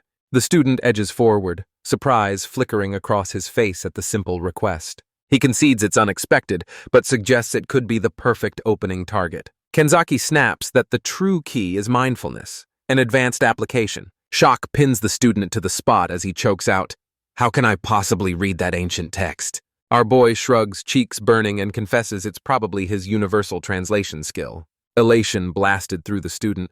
Kenzaki could be the library's secret weapon. He rips himself back to reality, shaking his head like he's shedding a dream. He steals his stare and snaps, "For now, we focus on magic." He plants himself behind Kenzaki, poised to steer him through every step of the process. He bellows that imagination is the source of all magic and commands him to compress that image into his right hand. He demanded Kenzaki feel his touch and zero in on that single sensation. He pushes the boy to lock in his focus, inch by inch. Kenzaki slammed his eyes shut, fighting to silence the storm raging inside his head. Next, he must zero in on the exact spot where the prize he craves hides. He orders him to catapult his mind far beyond the academy's walls. Kenzaki's mind hurtles back to his journey to Twilight. We tore past the plains where the black wolves prowled, and he hurtled toward the familiar snow-capped mountain that loomed over his home. He rockets over the jagged peaks as the image snaps into razor-sharp clarity. His eyes snap open and he zeroes in on his target. He spots the scarred warrior, planted at his post like a stone sentinel, unblinking, as always on guard. She whips around, a grin blazing as she calls his name. He spots his home, a peaceful cottage cradled deep in the woods. He spots his mother Olympia gliding down to greet him. She welcomes him home like sunrise, a warm, loving smile spreading across her face. It's his mother, her face exactly as he'd locked in his memory. Then his focus snaps elsewhere. He plunges into a hidden glade and uncovers a breathtaking spring, its water crystal clear and pure. He thrusts his hands forward as cool, blessed water cascades over his palms. He smiles, the sensation blazing crystal clear in his mind. Back in the library, water bursts from his palm. It wasn't a trickle. It detonated into a full-on waterfall. So much for starting small. Stunned, the student gasped and declared the experiment a brilliant success. Panic clawed at Kanzaki as the water surged into a wild, unstoppable torrent. He blurts, desperate, "How do I turn it off?" As his tutor leans in, trying to calm him down. He snaps his focus back, straining to freeze the flow in his mind. Out of nowhere, a writhing, tentacled thing lunges and clamps its slick appendages around his hand. Just like that, the water snaps shut, leaving a tiny puddle trembling in his palm. Kanzaki wheels on his tutor and fires a sharp question, calling him Basil. He grabs their hands, voice cracking with raw gratitude as he thanks them and confesses, "I couldn't have done it alone." The student bows his head and swears he was only settling a debt.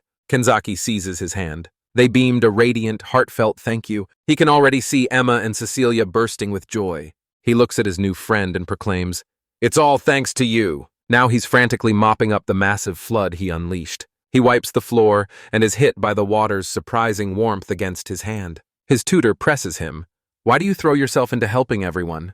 He bellows that Kanzaki's talent is undeniable and tells him to focus on himself. But Kanzaki snaps his head up and declares, fire in his eyes, that he has a dream. A blazing dream to wipe the miasma from existence. He pushes through hell so everyone he knows can live with a smile. His chest thundered with purpose. His noble goal ignited a blazing fire in his heart. He swallows his pride and admits Kanzaki is nothing short of incredible. He cracks a grin and admits it's a bit strange, not in a bad way. His gut screams that sticking close to Kanzaki will lead to new discoveries. He thrusts his fist forward for a bump, grinning, and vows he'll help him with magic anytime. Days blur by and their relentless grind finally bursts into hard-earned results. Sometime later, the academy snaps back into view. Emma burst forward, excitement crackling in her voice, and declared the Mandreora Club is now official. She and Cecilia trumpeted their cultivation method as a roaring success. Tiny plant monster have taken the school by storm, turning lockers and lunch tables into a non-stop pet parade.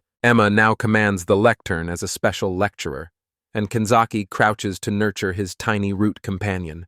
The girls erupted into ecstatic cheers, their faces blazing with the knowledge that this would help so many people. They stared at their friend, the mastermind who'd made it all possible. Perched in her tower, Rilke watches too, eyes locked on every move below. She erupts into a victorious whoop the moment she realizes Mandreora has exploded in popularity. The next big trend slams into you like a neon billboard. She thunders that medicinal herbology is the next big thing, proof she's a marketing genius.